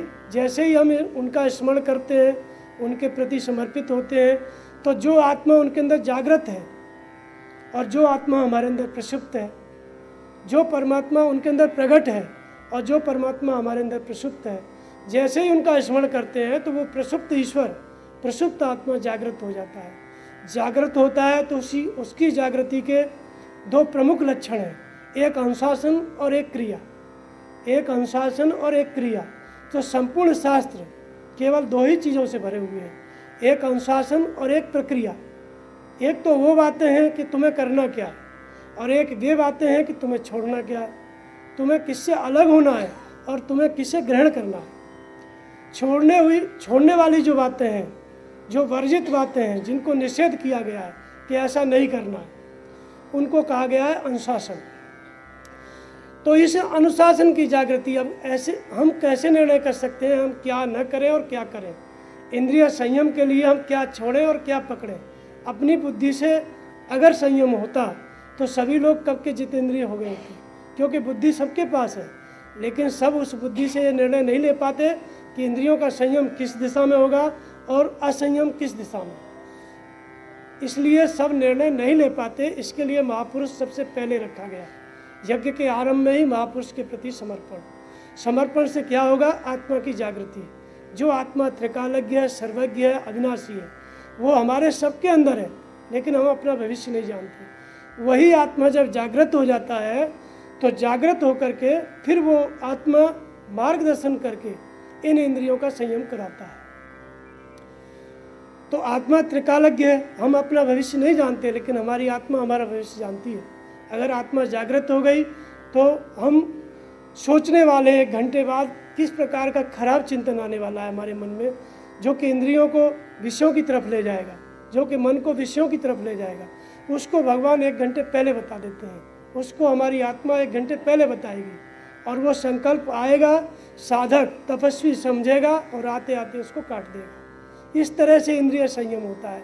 इसलिए श्रोत्रादि इंद्रियानन्य संयम अग्नि सुजुयति। संयम एक अग्नि है। संयम क्या है? एक अग्नि है। और ये अग्नि जो हृदय स्थित ईश्वर है, जो आत्मा है, जो सद्गुरु है, जो हमारे अंदर भी है और बाहर भी है। सद्गुरु का मतलब ही इतना होता है कि जो बाहर शरीर से भी है और जो आपके अंदर भी बैठ सके, उसी को सद्गुरु होने का अधिकार है। वही सद्गुरु हो सकता है। जो 1000 किलोमीटर दूर है और आप 1000 किलोमीटर उससे दूर हैं, शरीर से उसके पास नहीं है, फिर भी आपकी इंद्रियों का संयम कराने में वैसे ही सक्षम है जैसे कि आंखों के सामने। प्रश्न है, वही बुद्ध है, वही राम है, वही महावीर है। तो ऐसे सद्गुरु की उपलब्धि बिना अंतर्यामी आत्मा, जब तक आत्मा मार्गदर्शन करके आत्मा उसकी पहचान नहीं कराएगी, तब तक ऐसे महापुरुष को हम नहीं देख सकते। तो इसलिए महापुरुष के प्रति समर्पित हुए, आत्मा की जागृत हुई, तो इंद्रियों का संयम एक यज्ञ है। तो आँख अपने विषय की ओर, दृश्य की ओर जाएगी, तो हम तो चाहकर भी नहीं रोक सकते, लेकिन भगवान उसका परिणाम बताते हैं कि इस दृश्य को जो तुम देख रहे हो, इसका ये परिणाम है। तुम्हारे अंदर जो है इतना कचरा भर देगा कि जिसको हटाते हटाते महीना भर लग जाएगा, इसलिए इसको मत देखो। तो भगवान मार्गदर्शन करते हैं साधक उसको समझता है, तब अपनी आँख को खराब दृश्य देखने से रोकता है। ठीक इसी तरह कोई गलत शब्द सुनाई दे गया तो मन चला ही जाता है सुनने में। जैसे कि उदाहरण के लिए आप महाभारत में एक उदाहरण है कि अर्जुन स्वर्ग में चले गए थे और वहाँ पर एक अप्सरा थी उर्वशी, उसका नृत्य हो रहा था। सभी देवता मुग्ध होकर के उसको देख रहे थे, लेकिन अर्जुन ने भी उसको देखा और देखते देखते एकदम एकाग्र हो गया अर्जुन का ध्यान उर्वशी की तरफ। तो देवताओं ने कहा कि इंद्र, तुम तो कहते थे तुम्हारा लड़का जितेंद्रिय है, परंतु हमें नहीं लगता है कि जितेंद्रिय है। तो जब देखा सबने तो अर्जुन से पूछा कि क्या देख रहे थे अर्जुन? तो अर्जुन ने बताया कि मैं देख रहा था कि माता कुंती कहाँ से स्वर्ग में आ गई। 13 साल हो गए उनको देखे हुए, मैं उन्हीं को देखने में लग गया। तो उस अप्सरा के नृत्य में सब लोग मुग्ध होकर के झूम रहे थे। उससे जो विकार मिला उसमें लीन हो गए थे सब लोग, और अर्जुन ने भी उसी दृश्य को देखा, लेकिन उससे मिलने वाले जो विकार थे इंद्रियों के अग्नि में, संयम की अग्नि में विलीन हो गए। देखा और संयम किया, विकार विलीन हो गए। ये है इंद्रियों का संयम। देखो, और उसके बाद आपके अंदर अगर इष्ट जागृत है, सदगुरु भीतर बैठा है, भगवान कृष्ण भीतर बैठे हैं, अंदर से बता रहे हैं, या आपकी आत्मा आपको मार्गदर्शन कर रही है, एक ही बात है, आत्मा का मार्गदर्शन, सदगुरु का मार्गदर्शन, परमात्मा का मार्गदर्शन, क्योंकि ये तीनों एक ही है। अगर मार्गदर्शन मिल रहा है तो आप सामने के दृश्य से, सामने सुनाई देने वाले शब्द से, सबसे बच सकते हैं, लेकिन बिना आत्म जागृति के नहीं। तो आत्मा जागृत है तो हमारी इंद्रियों का संयम होगा। इंद्रिय संयम एक यज्ञ है, संयम एक यज्ञ है। किसका संयम करना है? इंद्रियों का करना है, अपने विषयों से। तो इंद्रियों को साधक समेटता है अपने विषयों से, लेकिन कभी कभी समेटते समेटते इंद्रियों को तो हम नहीं देख रहे, आंखों से हम नहीं देख रहे हैं, संयमित हो गई इंद्रियां, लेकिन मन में विषयों का चिंतन आ रहा है, या कहीं से शब्द सुनाई दे गया तो चिंतन आ रहा है, तो क्या करें? तो जैसा मैंने बताया कि शब्दादीन विषयानन्य इंद्रिय अग्नि से जुए थी। इंद्रियों को अग्नि बनाया जाए, और जो शब्द और रूप जो दिखाई दे रहा है उसका आशय बदल लो। जैसे अर्जुन ने बदल लिया था कि वो मात्रवत देखा, वैसे ही कोई भी शब्द सुनाई पड़ा तो जैसे ही भगवान का निर्देश मिला वैसे ही उसका आशय बदल लो। आशय बदलते ही उससे उत्पन्न होने वाले विकार इंद्रियों में विलीन हो जाएंगे।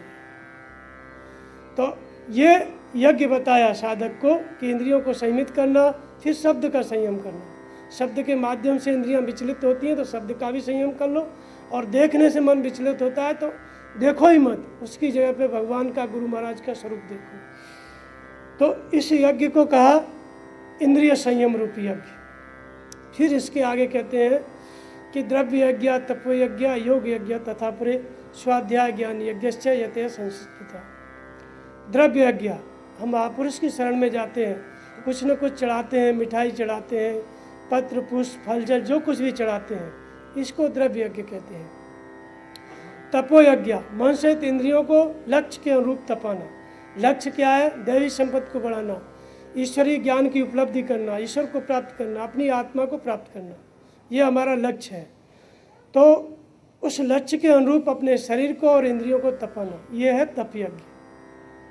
स्वाध्याय यज्ञ, स्वयं का अध्ययन करना। वास्तव में साधक के लिए ऐसी सुविधा नहीं है कि वे दूसरों का दोष या दूसरों का अध्ययन करें। जो गीतोक्त मार्ग पे चल रहा है, जितने महापुरुष हुए सब ने इस यज्ञ का पालन किया, सबने स्वयं का अध्ययन किया, अपनी आत्मा का अध्ययन किया। हमने आज कितना भजन किया, कितना नाम जप किया, कितना ध्यान किया, कितना हमारा मन ईश्वर चिंतन में लगा, नाम जप में लगा, ध्यान में लगा, और कितना संसार में गया। संसार में गया तो अब आगे से नहीं जाना चाहिए, अब चला गया लेकिन इसके आगे नहीं जाना चाहिए। तो जब स्वयं का हम अध्ययन करते हैं तो हम अपने में सिमटते जाते हैं, बाहर दूसरे छूटते जाते हैं। जो दूसरों को हम विषय बनाते हैं अध्ययन का, किसी व्यक्ति को, किसी वस्तु को, संसार में अनंत वस्तु हैं, कोई न कोई वस्तु, कोई न कोई व्यक्ति साधक के चित्त का विषय हो सकता है, उसके अध्ययन का विषय हो सकता है, और उसके अध्ययन से उसके अंदर विकारी उत्पन्न होंगे। इसलिए स्वयं का अध्ययन करो, अपना अध्ययन करो कि हमारा ध्यान कहाँ पहुँचा, हमारी इंद्रियां कितना संयमित हुई, हमारा मन लगा है कि नहीं लगा है, भगवान जो आदेश दे रहे हैं उसका पालन हो रहा है कि नहीं हो रहा है। केवल इसी दायरे में साधक को रहना है, अपना ही अध्ययन करना है। इसको स्वाध्याय यज्ञ कहा, इस यज्ञ को स्वाध्याय यज्ञ कहा। और ये प्रत्येक महापुरुष ने किया, चाहे संत कबीर हो, चाहे गुरु नानक हो, चाहे महात्मा बुद्ध, चाहे भगवान महावीर, चाहे जीसस, कोई भी हो। प्रत्येक महापुरुष ने अपने अंदर देखा, अपने को देखा, दूसरे का अध्ययन नहीं किया। पहले अपना अध्ययन किया, परम ज्ञान को उपलब्ध होने के बाद फिर वो किसी को भी देख सकते हैं कल्याण के लिए। तो स्वाध्याय एक यज्ञ है जिससे दैवी गुणों की वृद्धि होती है। इसके बाद कहते हैं कि अपाने जुहिति प्राणम प्राणे अपानम तथा परे प्राणापान गतिरुद्वा प्राणायाम परायण। अपान का प्राण में हवन, प्राण का अपान में हवन। महात्मा बुद्ध कहते हैं पानापान, महात्मा बुद्ध कहते हैं पानापान, श्वास प्रश्वास श्वसन क्रिया में लगो। महात्मा बुद्ध ने कहा भिक्षुओं श्वसन क्रिया में लगो। भगवान महावीर कहते हैं प्रणव का जप करो, ओंकार का जप करो, सिद्धों की शरण में जाओ। आत्मा की उपलब्धि के लिए प्रणव का जप करो, भगवान महावीर कहते हैं। महात्मा बुद्ध कहते हैं श्वसन क्रिया को देखो, वर्तमान में रहो। प्राणापान पानापान का जप करो। महात्मा बुद्ध जिस श्वास को लेते हैं उसको पान कहते हैं, जिसको छोड़ते हैं उसको अपान कहते हैं। भगवान कृष्ण भी जिस श्वास को ग्रहण करते हैं उसको प्राण कहते हैं, और जिसको छोड़ते हैं उसको अपान कहते हैं। तो जो बात गीता में बताई गई, महात्मा बुद्ध और भगवान महावीर दोनों ने इस गीता के यज्ञ को किया। दोनों ने प्राणापान के जप को किया, दोनों ने श्वसन क्रिया पर ध्यान केंद्रित किया, जो गीता की ही विधि है। संपूर्ण बुद्ध साहित्य में, जैन साहित्य में आप श्वसन क्रिया पर ध्यान केंद्रित करना, स्वयं का अध्ययन करना, ये सब चीज़ें पाएंगे। बिल्कुल भी भिन्नता नहीं है, केवल भाषा का अंतर हो सकता है। तो श्वास का प्रश्वास में हवन, प्रश्वास का श्वास में हवन, फिर प्राणापान गति रुद्वा, प्राण और अपान की गति का रुक जाना। थोड़ा सा यहाँ पे समझेंगे। जिस श्वास को हम ग्रहण करते हैं उसको प्राण कहते हैं, जिस श्वास को हम छोड़ते हैं उसको अपान कहते हैं। इसी को महर्षि पातंजलि ने श्वास प्रश्वास कहा।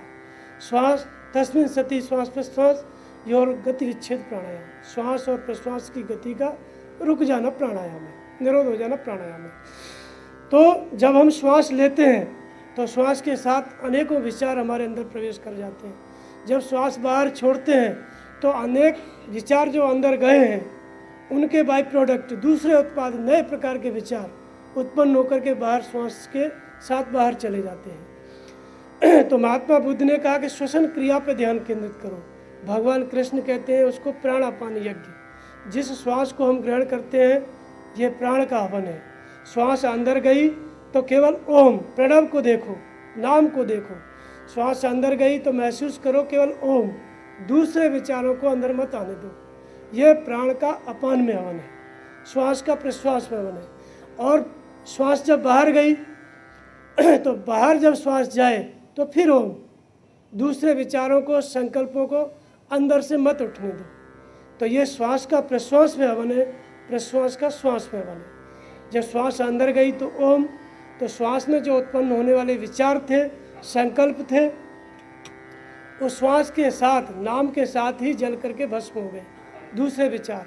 और जब श्वास बाहर आई तो हमने प्रणव का ध्यान किया, ओम का जप किया, तो दूसरे जो संकल्प थे वो जल करके भस्म हो गए। तो श्वास का प्रश्वास में हवन, हवन इसलिए कहा कि ये योग रूपी अग्नि है, संयम है। किसका संयम है? श्वास का संयम है, मन का संयम है। ये संयम की एक अग्नि है।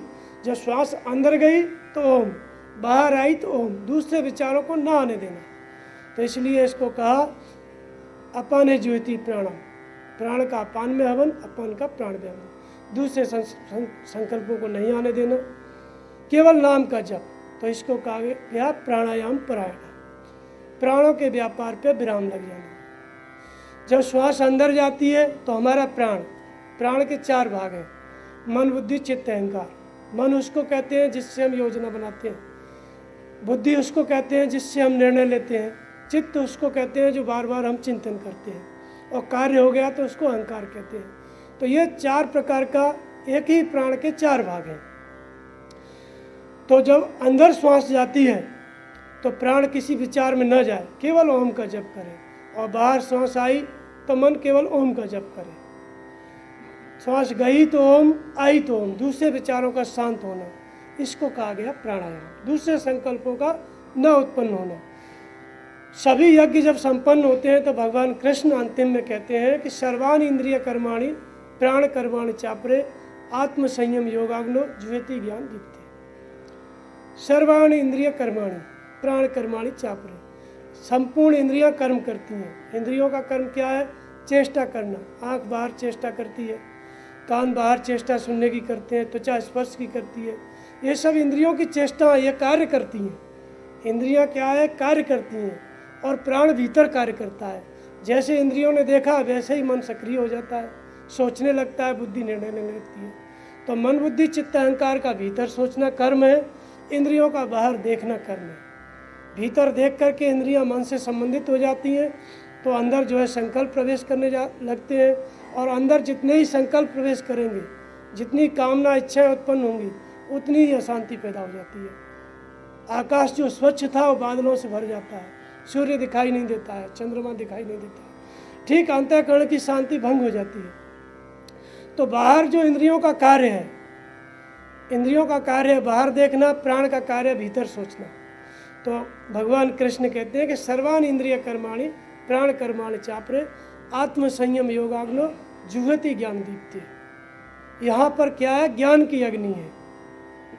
ज्ञान का तात्पर्य होता है अध्यात्म ज्ञान नित्यत्वम तत्व ज्ञान अर्थदर्शनम एतज ज्ञान मिति प्रोक्तम अज्ञानम यद् अन्यथा। ज्ञान जैसा कि लोग बाहर जानते हैं कि कुछ स्टडी कर लिया, अध्ययन कर लिया, या कहीं सत्संग सुन लिया, या शास्त्रों को पढ़ लिया, भगवान कृष्ण उसको यहाँ ज्ञान नहीं कहते। ज्ञान का आरंभ बताते हैं कि आत्मा जो त्रिकालज्ञ है, सर्वज्ञ है, अविनाशी है, अध्यात्म ज्ञान नित्यत्वम, आत्मा निर्देश करे, आत्मा मार्गदर्शन करे, और शरीरधारी जो साधक है वो आत्मा की वाणी को समझे। आत्मा बताए भूत भविष्य वर्तमान और साधक उसको समझे। ये ज्ञान की आरंभिक अवस्था है, यहाँ से ज्ञान आरंभ होता है। ये है ज्ञान की अग्नि जिसमें आत्मा का संयम सत्ता है। जैसा कि पहले मैंने बताया कि ईश्वर के निर्देशन में चल करके ही हम इंद्रियों का संयम कर सकते हैं। तो यहाँ पे वही बताते हैं कि संपूर्ण इंद्रियों का संयम कैसे होता है। ज्ञान से प्रकाशित हुई आत्मा के संयम रूपी अग्नि में हवन करते हैं। किसको हवन करते हैं? इंद्रियों की चेष्टाओं को और प्राणों के व्यापार को। तो जो इंद्रियों की चेष्टा और प्राणों का व्यापार है वो कैसे शांत होता है? हवन करना और शांत होना एक ही बात है। तो ज्ञान के प्रकाश में शांत होता है। जब भगवान बताएंगे तभी आपकी इंद्रियां संयमित होंगी, तभी आपका मन संयमित होगा। तो ज्ञान का तात्पर्य है कि आत्मा के निर्देशन में चलना, ईश्वर के निर्देशन में चलना, सदगुरु के निर्देशन में चलना। हृदय से आत्मा निर्देशन करे और हम उसको समझते हुए चलें। यह है ज्ञान का प्रकाश।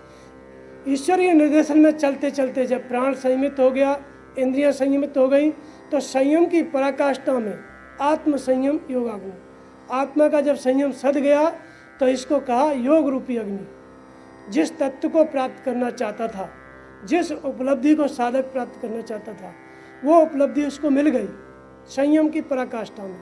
संयम किसने साधा? जिस ईश्वर को प्राप्त करना चाहता था उसी ईश्वर ने साधक के शरीर का संयम साधा, उसी ईश्वर ने मार्गदर्शन करके तपस्वी का संयम साधा। तो ईश्वरीय निर्देशन में चल करके प्राण और अंतःकरण का संयम सध गया, तो इसको कहा गया आत्म संयम योगाग्नि। योग की अग्नि प्रज्वलित हो गई। जो शुभाशुभ कर्म थे, जो मन ने सोच रखा था, इंद्रियों ने चेष्टाएं कर रखी थी या भविष्य में कर सकती थी, ये संपूर्ण चेष्टाएं भस्म हो गई। संपूर्ण सोचा हुआ, विचार किया हुआ जो कर्म का संग्रह था साधक के अंदर, योग की अग्नि में, ज्ञान की अग्नि में पूरी तरह समाप्त हो गया। जुयति ज्ञान दीप्ते, ज्ञान के प्रकाश में पूरी तरह से अंतःकरण और इंद्रियां संयमित हो गई। ऐसी स्थिति को भगवान कृष्ण कहते हैं कि यही तैर्जितः सार्गो येषाम साम्य स्थितम मन निर्दोषमय समम ब्रह्म तस्मात् ब्रह्मणि स्थिता। हे अर्जुन, उन पुरुषों के द्वारा जीवित अवस्था में ही संसार को जीत लिया गया जिनका के मन समत्व में स्थित हो गया। मन के समत्व में स्थित होने से और संसार को जीतने से क्या प्रयोजन? संसार जीत लिया गया तो कहाँ पे रहा व्यक्ति? तो कहते हैं कि निर्दोषमय समम ब्रह्म तस्मात् ब्रह्मणि स्थिता। ब्रह्म क्या है? निर्दोष और सम है। ब्रह्म में, आत्मा में, परमात्मा में दोषों की कल्पना नहीं की जा सकती। दोषों की जहाँ कल्पना होती थी वो तपस्वी का, साधक का मन था, उसकी इंद्रियां थी।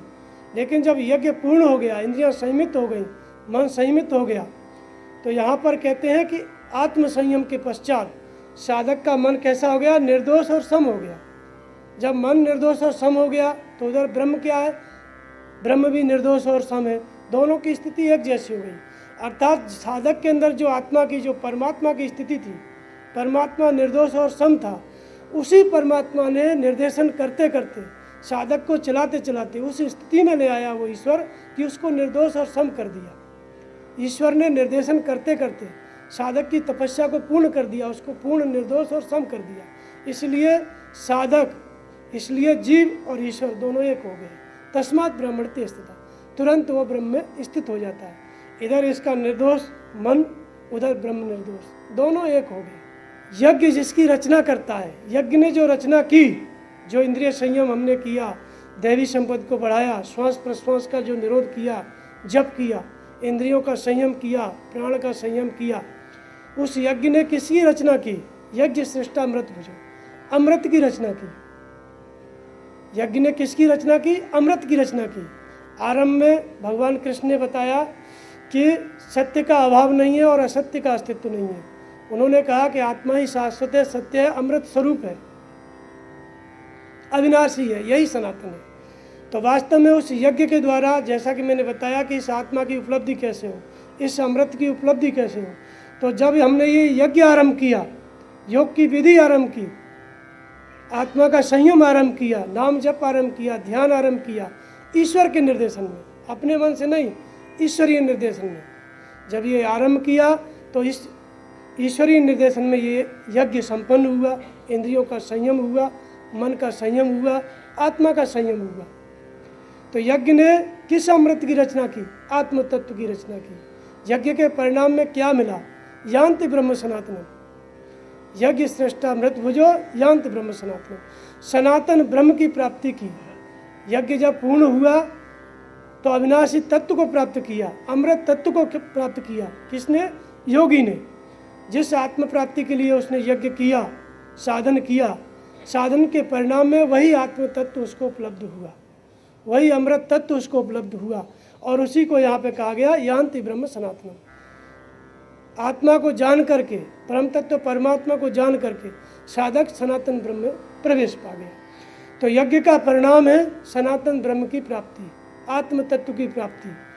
अब ये आत्म तत्व की प्राप्ति लोग एक बाहर यज्ञ करते हैं, जिसमें यज्ञ वेदी बनाते हैं, घी तेल अनाज इकट्ठा करते हैं, उसके पश्चात यज्ञ करते हैं, तमाम भोज भंडारा देते हैं, और जो यज्ञ में अवशेष बच जाता है उसको लेकर के अपना अपना बांट लेते हैं। परंतु यहाँ पे यज्ञ का अवशेष क्या है? अमृत का ज्ञान, आत्मा का ज्ञान, परम ब्रह्म परमात्मा का ज्ञान। वास्तव में यज्ञ का परिणाम आत्म तत्व का ज्ञान है, आत्म तत्व की उपलब्धि है। और लोगों ने यज्ञ का परिणाम बाहर समझ रखा है, लोग करते भी हैं, इकट्ठे भी होते हैं, वो एक प्रक्रिया है, परंपरा है, चली आ रही है। लेकिन वास्तविक यज्ञ का उससे कोई संबंध नहीं है, ईश्वर की उपलब्धि का उससे कोई संबंध नहीं है। तो जिस यज्ञ का परिणाम इतना बड़ा, सनातन ब्रह्म की प्राप्ति, अविनाशी पद की प्राप्ति, उस यज्ञ को करने का अधिकार किसको है? तो भगवान कृष्ण कहते हैं कि नायम लोकोस्ति अयज्ञस्य कुतो अन्य कुरुषोत्तम। यज्ञ रहित पुरुष के लिए अर्जुन दोबारा मनुष्य शरीर भी संभव नहीं है। यज्ञ अगर हमने नहीं किया, आत्मसंयम नहीं किया, श्रद्धा एक परमात्मा में स्थिर नहीं की, महापुरुष की पहचान करके उसका स्मरण नहीं किया, इंद्रियों का संयम नहीं किया, तो हम दोबारा मनुष्य नहीं हो सकते गीता के अनुसार। और जो इसका आरंभ कर दिया उसको 100% मनुष्य होना है, क्योंकि वो आरंभ की हुई प्रक्रिया जो छूट गई उसको पूर्ण करने के लिए फिर वो मनुष्य होगा। ऐसा भगवान कृष्ण आगे बताते हैं। इस कर्म का आरंभ का नाश नहीं है, आगे मैं बताने जा रहा हूँ। तो यज्ञ के परिणाम में सनातन ब्रह्म की प्राप्ति होती है, और यज्ञ करने का अधिकार इस 2 हाथ पैर वाले मानव को है, चाहे वो उत्तरी ध्रुव पे जन्मा हो, चाहे दक्षिणी ध्रुव पे, चाहे वो ईसाई हो, मुसलमान हो, हिंदू हो, बौद्ध हो, जैन हो, कोई भी हो। सबके जो महापुरुष हुए, जिनके पीछे मजहब संप्रदाय चले, उन सब ने इस यज्ञ को किया, गीतोक्त साधन विधि को किया। वे चाहे उसका कुछ भी नाम दें, कोई भी मार्ग कहें, अष्टांग मार्ग कहें या कुछ भी उसका नाम दें, दुखों से निवृत्ति कहें, मोक्ष कहें, लेकिन सब ने इसी मार्ग का अनुकरण किया। इसी गीता के मार्ग पर चल करके सब महापुरुष तत्वदर्शी हुए, ईश्वर ज्ञान को उपलब्ध हुए, सर्वज्ञता को उपलब्ध हुए। इसलिए प्रत्येक महापुरुष ने इस गीतोक्त ज्ञान का, इस यज्ञ का, योग की विधि का आचरण किया और इसी विधि का आचरण करके परम भाव को उपलब्ध हुए। तो इस यज्ञ को करने का अधिकार हम सबका है। हम पैदा ही इसलिए हुए हैं कि हम इस यज्ञ को करें, क्योंकि गीता में भगवान कृष्ण कहते हैं कि यज्ञ का इस प्रजा को ब्रह्मा ने यज्ञ सहित रचा और कहा कि इस यज्ञ के द्वारा तुम देवताओं की वृद्धि करो। जैसा मैंने बताया, देवी संपत्ति की वृद्धि करो। ये देवता लोग तुम्हारी वृद्धि करेंगे, एक दूसरे की वृद्धि करते हुए परम सेय को प्राप्त हो जाओ। तो वास्तव में हम इस यज्ञ के द्वारा, ये यज्ञ करने का अधिकार मनुष्य को है। पशु यज्ञ नहीं कर सकते, उनका ज्ञान सीमित है। पक्षी नहीं कर सकते, पेड़ नहीं कर सकते। ये यज्ञ करने का अधिकार केवल मनुष्य को है और जिसको दुखों से छूटना है उसको है। और इसी यज्ञ को करके अनेक महापुरुष हुए पृथ्वी पर। तो मनुष्य मात्र का अधिकार है इस यज्ञ को करने का, और यज्ञ न करने वाले के लिए पुनः मनुष्य शरीर भी नहीं है। फिर आगे कहते हैं इसी क्रम में कि एवं बहुविधा यज्ञ जितता ब्राह्मणों मुखे कर्म जान विद्यस्तान सर्वान एवं ज्ञात्वा विमुच्यसे। इस प्रकार जो बहुत से यज्ञ वेद की वाणी में, महापुरुष की वाणी में कहे गए, महापुरुष की वाणी, वेद की वाणी, ब्रह्म की वाणी एक ही बात है। क्योंकि महापुरुष का बोलना, वेद का बोलना, ईश्वर का बोलना एक ही होता है। ईश्वर तो अव्यक्त है, कण कण में व्याप्त है। वो किसी व्यक्ति के रूप में नहीं है, लेकिन जो तपस्या करता है वही उसका रूप होता है और उसके मुंह से ईश्वर ही बोलता है। इसलिए जो बोलता है वही शास्त्र है, वही गीता है।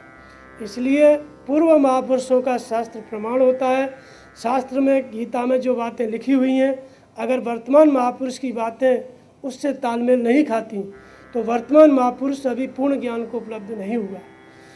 इसलिए महापुरुष का ये लक्षण है कि जो शास्त्र में लिखा है, जो गीता में लिखा है, वही महापुरुष की वाणी में भी मिलना चाहिए और जो महापुरुष कहते हैं वो शास्त्र में मिलना चाहिए।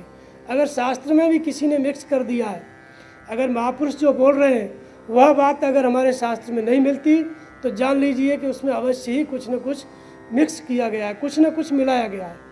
इसलिए वो शास्त्र को महापुरुष प्रमाणित करता है। महापुरुष उसको, मतलब जो असत्य है उसमें से छांट के अलग करता है और महापुरुष का प्रमाण शास्त्र देता है, क्योंकि दोनों एक दूसरे के पूरक हैं। जिस ईश्वर के निर्देशन में चल के महापुरुष तैयार होता है, कोई बुद्ध तैयार होता है, कोई भगवान कृष्ण तैयार होता है, उसी परमात्मा की वाणी गीता है। उसके मुंह से भगवान ही बोलते हैं।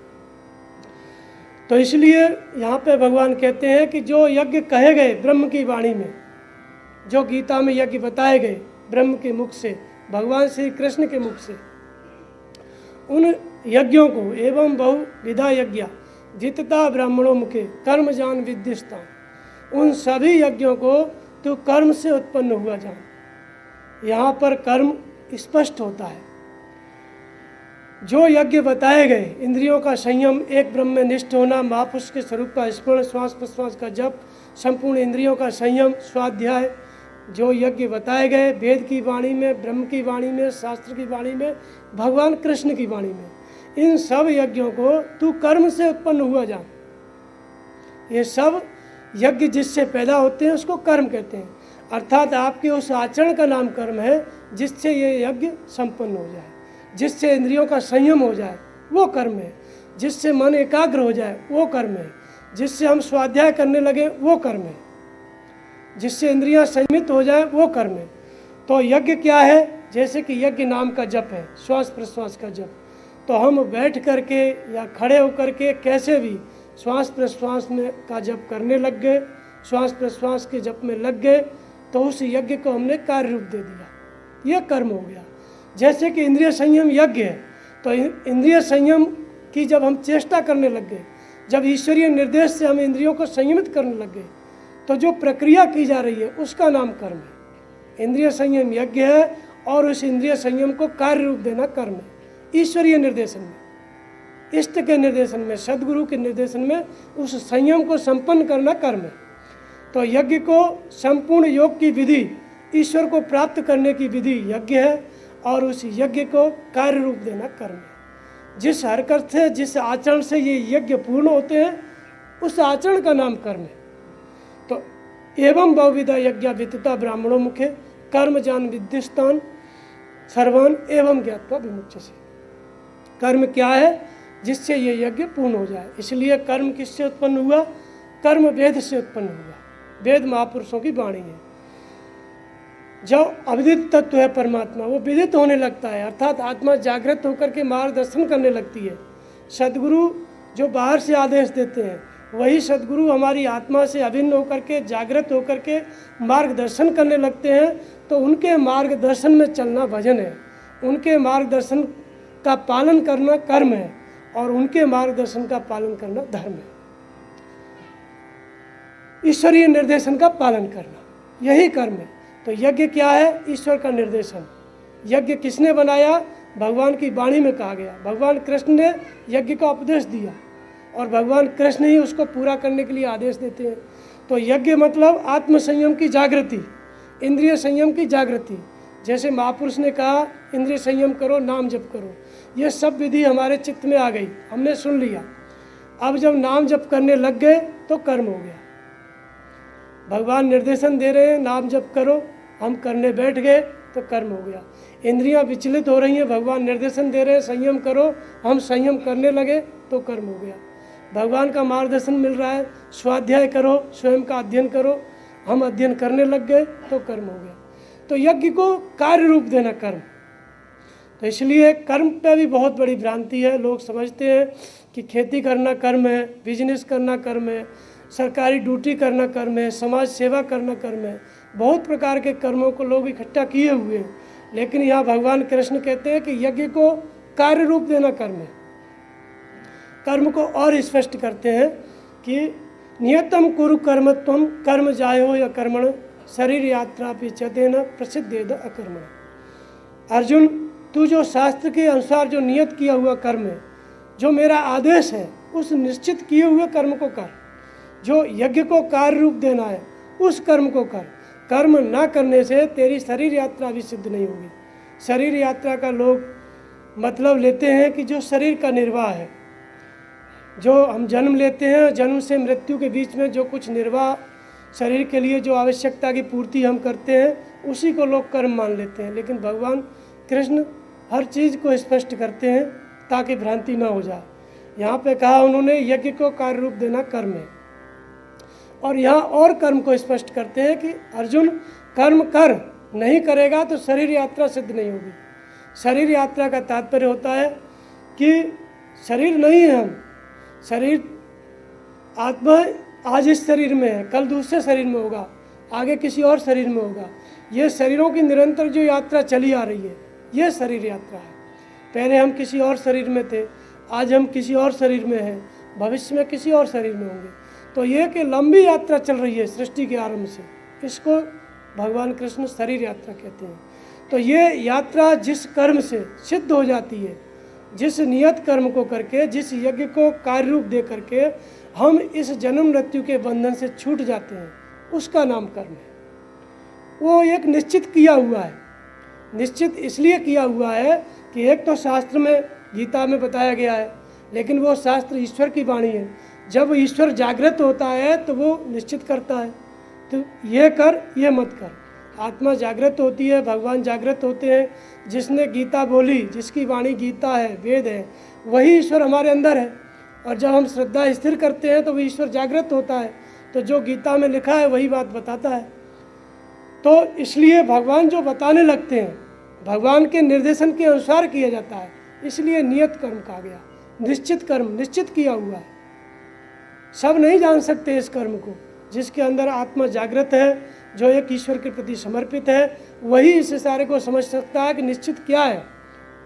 भगवान जिसको निश्चित कर दें, भगवान जिसको नियत कर दें, वही नियत कर्म है। ये करो, ये मत करो। इसलिए जिसे करने के लिए ईश्वर ने कहा, जिसे करने के लिए गीता में कहा गया, और जिसे करने के लिए जब ईश्वर जागृत होता है वो निर्देश देता है, इसलिए नियत कर्म, निश्चित किया हुआ कर्म। तो भगवान कहते हैं कि इस निश्चित किए हुए कर्म को, नियत कर्म को कर, इसको करेगा तो शरीर यात्रा सिद्ध हो जाएगी, जन्म मृत्यु के बंधन से मुक्त हो जाएगा, मोक्ष को प्राप्त हो जाएगा। और नहीं करेगा, नियतम कुरु कर्म, तुम शरीर कर्म जाए हुए कर्म, शरीर यात्रा पिचते न प्रसिद्ध कर्म, इस कर्म को करता रहेगा तो जन्म मृत्यु के बंधन से मुक्त हो जाएगा। नहीं करेगा तो जन्म मृत्यु के चक्र में पड़ा रहेगा। स्पष्ट है, जब नहीं करेंगे तो हम फिर उसी यात्रा में फंसे रहेंगे जो अनादिकाल से चली आ रही है। तो कर्म कोई ऐसी वस्तु है जो हमें जन्म और मृत्यु से मुक्ति देता है। अगर हम बिजनेस करने से इस मुक्ति को प्राप्त हो सकते हैं, अविनाशी ब्रह्म को प्राप्त कर सकते हैं, तो अवश्य ही बिजनेस करना कर्म हो सकता है। अगर हम नौकरी करने से, समाज सेवा करने से ईश्वर की उपलब्धि कर सकते हैं, सनातन ब्रह्म को प्राप्त कर सकते हैं, तो अवश्य ही बिजनेस करना, समाज सेवा करना कर्म हो सकता है। लेकिन समाज सेवा से, बिजनेस से ईश्वरीय उपलब्धि का, सनातन ब्रह्म की उपलब्धि का कोई संबंध नहीं है। इसलिए महापुरुषों ने इसे निश्चित कर्म कहा, नियत कर्म कहा, तदर्थ कर्म कहा, ईश्वर प्राप्ति के लिए किया गया कर्म कहा, यज्ञ को कार्य रूप देना कर्म कहा। तो ये नियत किया हुआ कर्म है जो पूर्ववर्ती सभी महापुरुषों ने किया। भगवान कृष्ण कहते हैं वेदाहम समतीतानि वर्तमानानि च अर्जुन भविष्याणि च भूतानि माम च वेद न कश्चन। हे अर्जुन, मैं भविष्य में होने वाले और वर्तमान में होने वाले और अतीत में होने वाले जितने भी प्राणी हैं उन सबको जानता हूँ, लेकिन मुझे कोई नहीं जानता है। क्यों हम नहीं जानते हैं भगवान को? जो तत्व स्थित महापुरुष है, इसी धरती पर रहता है, भगवान कृष्ण के ही जैसा है, उसी स्वरूप में स्थित है, लेकिन शरीर हमारे जैसा है। हम उनको क्यों नहीं समझ पाते हैं?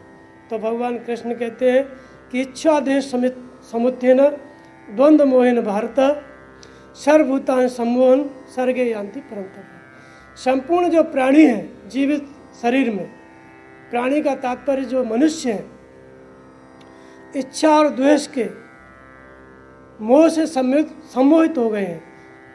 हम क्यों नहीं जान पाते? इच्छा और द्वेष, राग और द्वेष। हमारे अंदर इच्छाएं हैं तो हम अपनी इच्छाओं की पूर्ति के लिए हृदय स्थित ईश्वर की पूजा ही नहीं करते, महापुरुष को पहचान करने की कोशिश ही नहीं करते। अगर हमारी इच्छाओं की पूर्ति किसी देवी देवता से हो रही है तो उसकी पूजा करने लगते हैं, किसी संस्था में जुड़ने से हो रही है तो उसमें जाके जुड़ जाते हैं, किसी भूत प्रेत की पूजा से हो रही है तो उसकी पूजा करने लगते हैं। हमें हृदय स्थित ईश्वर की या महापुरुष को पहचान करने का समय नहीं मिलता है। इसलिए इच्छा और द्वेष के कारण हम धरती पर जीवित स्वरूप में जो महापुरुष हैं, जो शरीर से हैं, उसको नहीं जान पाते। इच्छा द्वेष समुत्थेन द्वंद्व मोहेन भारत। इच्छा और द्वेष के मोह के कारण हम हृदय स्थित ईश्वर को या परमात्मा स्वरूप महापुरुष को नहीं पहचान पाते। तो इस धरती पे उनको कौन पहचानता है? कौन है वो अर्जुन जो कृष्ण के जैसे महापुरुष को पहचानता है? तो भगवान कहते हैं कि ये शाम त्वंत गतम पापम जनानाम पुण्य कर्मणाम ते द्वंद्व मोह निर्मुक्ता भजन्ते माम दृढ़ता। जिनका पाप नष्ट हो गया है, ये शाम त्वंत गतम पापम जनानाम पुण्य कर्मणाम, नियत कर्म को, पुण्य कर्म को, पुण्य कर्म इसलिए कहा गया कि वो पूर्णत्व दिलाता है, अपूर्ण आत्मा को पूर्ण करता है, हमारी इच्छाओं का त्याग करा के हमें इच्छाओं से परे ले जाता है। दूसरे शब्दों में कह सकते हैं कि संपूर्ण इच्छाओं की पूर्ति करता है। इसलिए पूर्ण कर्म, पुण्य कर्म मोक्ष को दिलाता है, पूर्णत्व को दिलाता है, इसलिए उसको पुण्य कर्म कहा। तो जो पुण्य कर्म को करने वाले हैं, नियत कर्म को करने वाले हैं, उन साधकों का, उन भक्तों का नियत कर्म करते करते पाप नष्ट हो गया है। ये शाम त्वंत गतम पापम जनानाम पुण्य कर्म ते द्वंद्व मोह निर्मुक्ता। वे इस द्वंद्व से मुक्त होकर के, कौन से द्वंद्व से? इच्छा और द्वेष। वे इच्छाओं की पूर्ति नहीं करते। अगर कोई साधक नियत कर्म में लग गया तो धीरे धीरे उसके अंदर ये भावना पैदा हो जाती है कि मुझे अब कुछ नहीं चाहिए, केवल ईश्वर चाहिए। और यही भावना जिनके अंदर पैदा हुई वही जो है बुद्धत्व को उपलब्ध हुए, वही महापुरुष हुए, वही कृष्ण हुए, वही राम हुए, जिनके अंदर इच्छाओं के त्याग की भावना पैदा हुई। लेकिन वो कब पैदा होगी? जब हम नियत कर्म को करेंगे, जब हम यज्ञ को कार्य रूप देंगे, दैवी संपत्ति को अपने अंदर बढ़ाएंगे, तब हमारे अंदर से इच्छाओं के त्याग की भावना पैदा होती है। संसार में केवल तत्वदर्शी महापुरुष ही एक ऐसी उपलब्धि है जिसके पास जाकर, जिसके प्रति समर्पित होकर के हमारे अंदर इच्छाओं के त्याग की भावना जागती है। और उनके अलावा सृष्टि में किसी की पूजा हमको इच्छाओं का त्याग नहीं करा सकती। जितने भी लोग, करोड़ों लोग जिसकी पूजा करते हैं, केवल कामनाओं की पूर्ति के लिए करते हैं, और पूर्ति हो जाती है तो फिर नई कामना उत्पन्न होती है। तो जिन जिन देवी देवताओं की, भूत प्रेतों की या संस्थाओं में लोग जुड़ते हैं कामनाओं की पूर्ति के लिए, कामनाओं का त्याग कोई बाहरी देवता या बाहरी प्रचलित या कल्पना में जो बनाया गया देवता है या ईश्वर है वो नहीं कर सकता है। कामनाओं का त्याग, इच्छाओं का त्याग केवल महापुरुष ही करा सकते हैं, क्योंकि जो खुद अपनी इच्छाओं का त्याग कर दिया है, जिसकी संपूर्ण इच्छाएं पूर्ण हो गई हैं, वही दूसरे की इच्छा की पूर्ति या उसका त्याग करा सकता है। तो इसलिए महापुरुष के प्रति समर्पित होकर के जो नियत कर्म आरंभ होता है, उस नियत कर्म को करते करते, उस पुण्य कर्म को करते करते जो इच्छा और द्वेष से ऊपर उठ गया, जिसकी इच्छाओं का त्याग हो गया, राग द्वेष का त्याग हो गया, भगवान कहते हैं कि वो मुझे भजते हैं, व्रत में दृढ़ रह करके भजते हैं। व्रत में दृढ़ रहने का मतलब होता है कि दृढ़ संकल्प होकर के कि मुझे ईश्वर को ही प्राप्त करना है और कुछ नहीं चाहिए। इस एक संकल्प में स्थित होकर के वो भजते हैं। भजने का तात्पर्य उसी यज्ञ को कार्य रूप देते हैं, दैवी संपत्ति को बलवती बनाते हैं, नाम का जप करते हैं, श्वास प्रश्वास में इंद्रियों का संयम करते हैं, यही भजना। भजता तो ते द्वंद्व मोह निर्मुक्ता, द्वंद्व से मुक्त होकर के व्रत में दृढ़ रह करके भली प्रकार मुझे भजते हैं। तो कौन जानता है महापुरुष को, कौन ईश्वर को पहचानता है? जो इच्छा द्वेष का त्याग कर दिया है, जो इच्छाओं का त्याग करके नियत कर्म में प्रवृत्त हो गया है, या नियत कर्म को करते करते जिसकी इच्छाएं समाप्त हो गई हैं, वो उस परमात्मा को पहचानता है, परमात्मा स्वरूप महापुरुष को पहचानता है और उसका भजन करता है, उसका स्मरण करता है। तो इसलिए इच्छा और द्वेष का त्याग करके जो भजते हैं वो मुझे जानते हैं। तो आप किस रूप में हैं, किस तरह से आपको जानते हैं? क्या भगवान कृष्ण एक शरीर के रूप में इस तरह से आपको जानते हैं? तो कहते हैं नहीं, वे संपूर्ण ब्रह्म को जानते हैं, संपूर्ण अध्यात्म को जानते हैं, संपूर्ण अधियज्ञ को जानते हैं, और संपूर्ण अधिदेव और अद्भुत सहित मुझको जानते हैं। तो वास्तव में कृष्ण या सदगुरु या महात्मा बुद्ध या कोई भी महापुरुष हुए हैं, किसी शरीर का नाम नहीं है, और इसलिए हम उनकी प्रतिमा बनाते हैं तो उनके ज्ञान की उपलब्धि हमको नहीं हो पाती है, क्योंकि वो केवल शरीर नहीं है, वो इतने ईश्वरीय गुणों का समूह है कि जिनको हम देख भी नहीं पाते हैं। जैसे 26 लक्षण मैंने देवी संपत्ति के बताए, ये सब महापुरुष में होते हैं, लेकिन जब वो एक शरीरधारी में वे लक्षण हैं तो प्रत्येक शरीरधारी में लक्षण है। वे देवी संपत्ति के लक्षण हमारे सबके अंदर हैं, उनके अंदर वे प्रकट हैं, उन्होंने तपस्या करके उनको प्रकट कर लिया, वे जीव से ईश्वर हो गए, वे मानव से महामानव हो गए, वे तत्वदर्शी हो गए, वे भगवान हो गए। और हमें उस स्थिति में जाना है, हमें उस बुद्धत्व को उपलब्ध करना है, उस ईश्वर की प्राप्ति करनी है, हमें उस भगवत्ता को पाना है, उन्हें दैवी गुणों को प्राप्त करना है।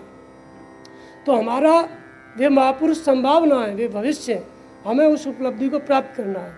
और गीता का तात्पर्य ही यही है कि वो उसका ज्ञान ऐसा है जो जीव को ईश्वर बनाता है, जो मानव से महामानव बनाता है, जो परम ज्ञान की उपलब्धि कराता है। इसलिए उसको गीता कहते हैं। जो जानने योग्य तत्व है उसको जानने की विधि, जो परम ज्ञान है उसकी उपलब्धि की विधि। तो यहाँ पर कहते हैं कि संपूर्ण ब्रह्म को जानते हैं। जो साधक नियत कर्म करते करते जिसके पाप समाप्त हो गए, पुण्य कर्म को करते करते इस अवस्था में पहुँच गया कि संपूर्ण ब्रह्म की उपलब्धि कर दिया। ब्रह्म मतलब व्यापक है परमात्मा, इसलिए उसका नाम ब्रह्म है। तो व्यापक है, ये तो किताब में लिखा है, शास्त्र में लिखा है, सत्संग में भी सुनते हैं कि ब्रह्म व्यापक है।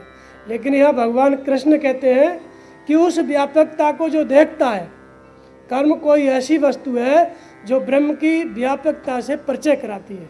साधक कर्म करते करते जब पाप नष्ट हो जाते हैं तो इस स्थिति में पहुंचता है कि परम ब्रह्म की जो व्यापकता है, जैसे गीता में लिखा है कण कण में व्याप्त है, सर्वत्र है, तो उसके सर्वत्र होने को साधक अनुभव करता है। उस आनंद को देखता है अपने मन में, अपने शरीर में, भीतर और बाहर, उस अविनाशी व्यापक ब्रह्म की अनुभूति करता है। तभी कहा गया कि संपूर्ण ब्रह्म को जानते हैं। जानने का तात्पर्य ही यही होता है, केवल पढ़ने से जानने में आ जाए या सत्संग सुनने से जानने में आ जाए तब तो बहुत से लोग जान जाएंगे, लेकिन कर्म करते करते ऐसी स्थिति आती है कि संपूर्ण ब्रह्म को साधक जानता है। फिर कहते हैं संपूर्ण अध्यात्म को जानता है। अध्यात्म, जैसा कि मैंने आरंभ में बताया आपको, कि आत्मा का आधिपत्य, आत्मा के निर्देशन में चलना, आत्मा निर्देशन दे, आत्मा बोले और हम उसकी बात समझें, भगवान बोले और हम उसकी बात समझें, उनकी बात समझें। ये है अध्यात्म का आरंभ, अध्यात्म की शुरुआत।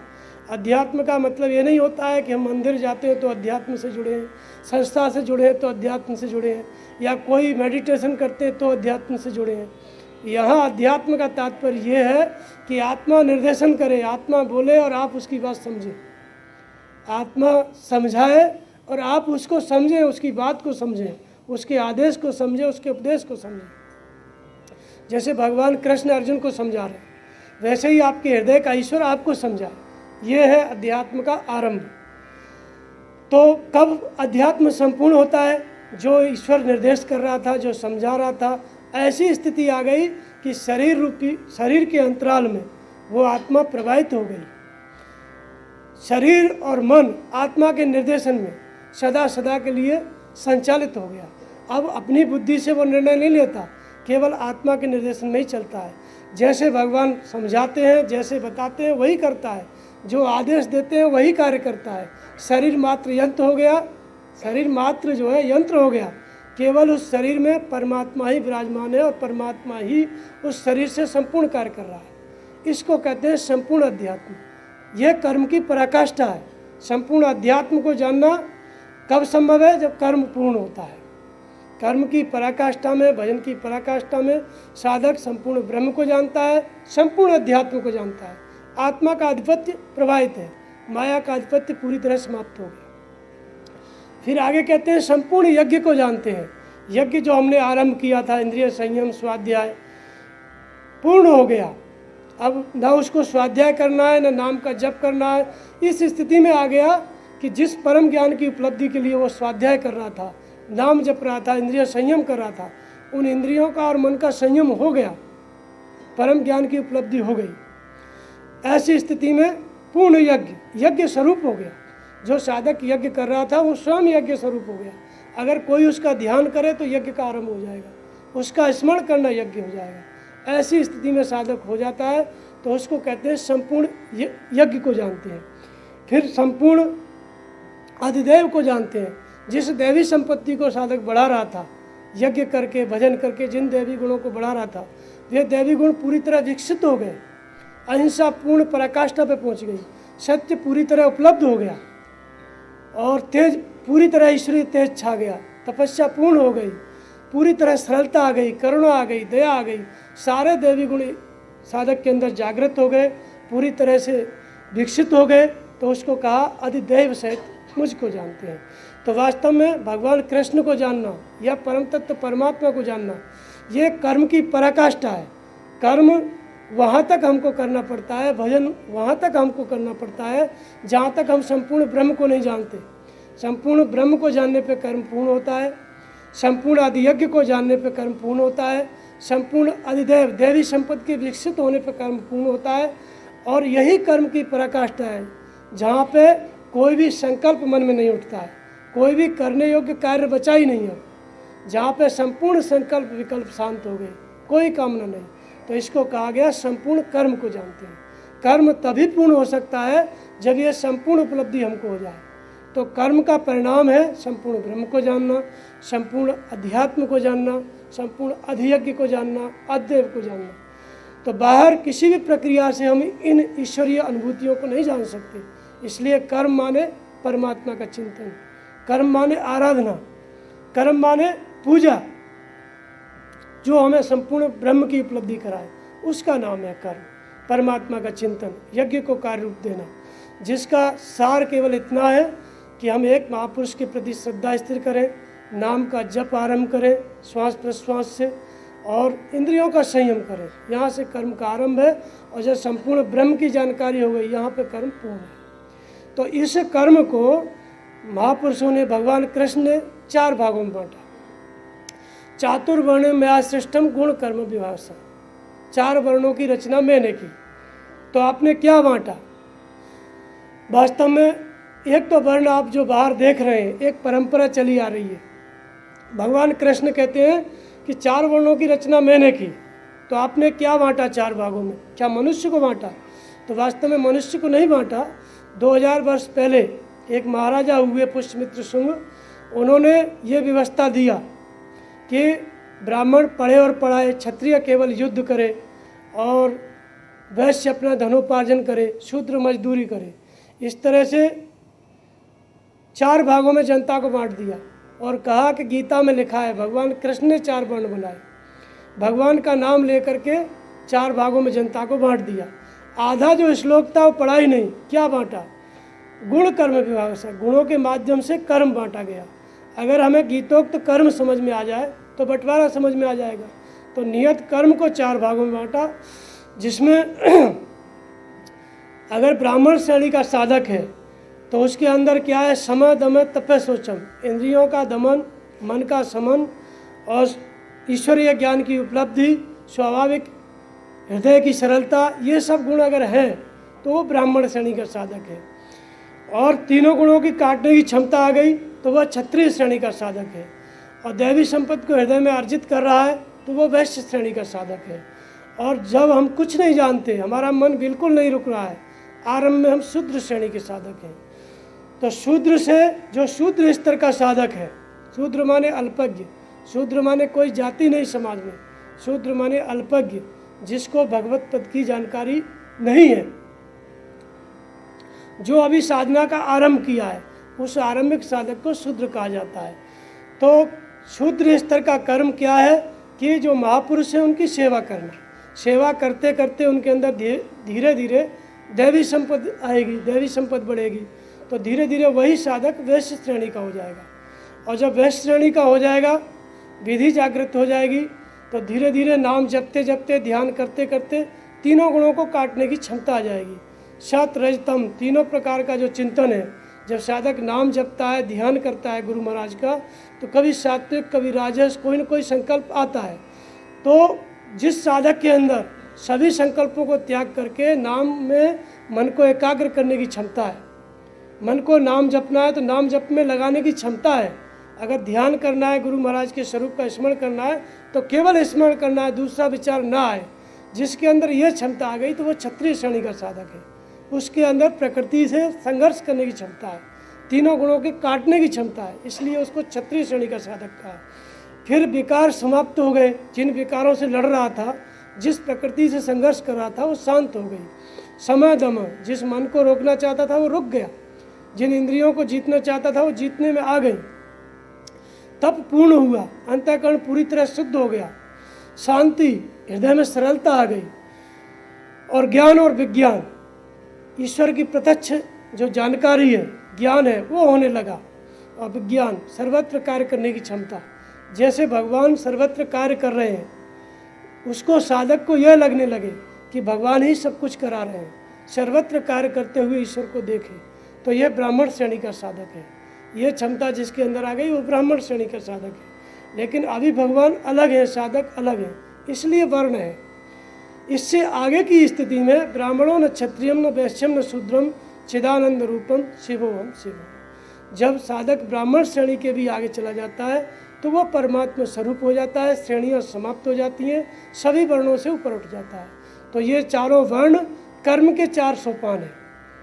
एक ही साधक शूद्र से वैश्य, क्षत्रिय और ब्राह्मण हो सकता है, ब्राह्मण से भी आगे परम को उपलब्ध हो सकता है, बुद्ध हो सकता है, भगवान कृष्ण के जैसा हो सकता है, इसी नियत कर्म को करके ईश्वर की उपलब्धि कर सकता है।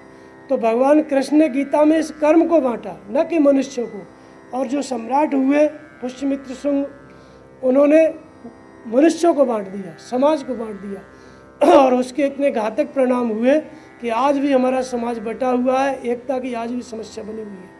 अगर इस गीतोक्त साधन पद्धति को हम समझ लें या हमारा समाज पूरी तरह जान ले मनन कर ले, समझ ले, तो ये जो चारों प्रकार के वर्णों की जो व्यवस्था है, जिसमें अछूत है, कोई भेदभाव से युक्त जो व्यवस्था है, इससे साधक, इससे पूरा समाज मुक्त हो जाएगा।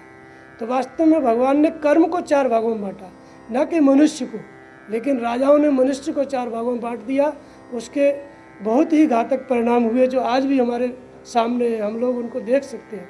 जातिगत कितना समाज में भेद है, बहुत ज़्यादा विषमता है।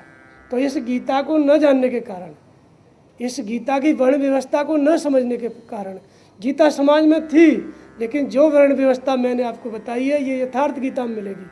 14,000 7,000 जो लेख हैं, किसी में ये नहीं बताया गया कि वर्ण साधना के 4 सोपान हैं। उन्होंने वर्ण की पुष्टि बाहर ही की। जितने भी विद्वानों ने टीकाएँ की, सब ने जो है शूद्र को बाहर बताया, उसका कर्म वही बताया जो था। महात्मा गांधी ने टीका की स्वयं। अम्बेडकर जब बुद्धिस्ट होने जा रहे थे तो उन्होंने कहा किसी अपने में हो जाओ, बुद्ध धर्म में चले जाओ। उनको गीता अगर सही मालूम होती तो वो इस वर्ण व्यवस्था को अगर जानते तो स्पष्ट कर देते, तो अम्बेडकर कभी भी बुद्ध धर्म को स्वीकार नहीं करते। तो ये वर्ण व्यवस्था नहीं जानते थे। टीका गांधी जी ने की, लेकिन इसको जानते ही नहीं थे। ये टीका, ये व्याख्या तो आज आपके सामने है।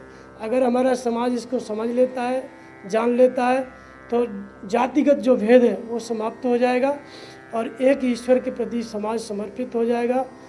ईश्वर की जागृति हो जाएगी, ईश्वर के मार्ग पर चलने लगेगा, भेदभाव समाप्त हो जाएगा। तो इस प्रकार से हमने यथार्थ गीता के ऊपर आपको यज्ञ, वर्ण और धर्म के विषय में बताया। बोलिए श्री सद्गुरुदेव भगवान की जय।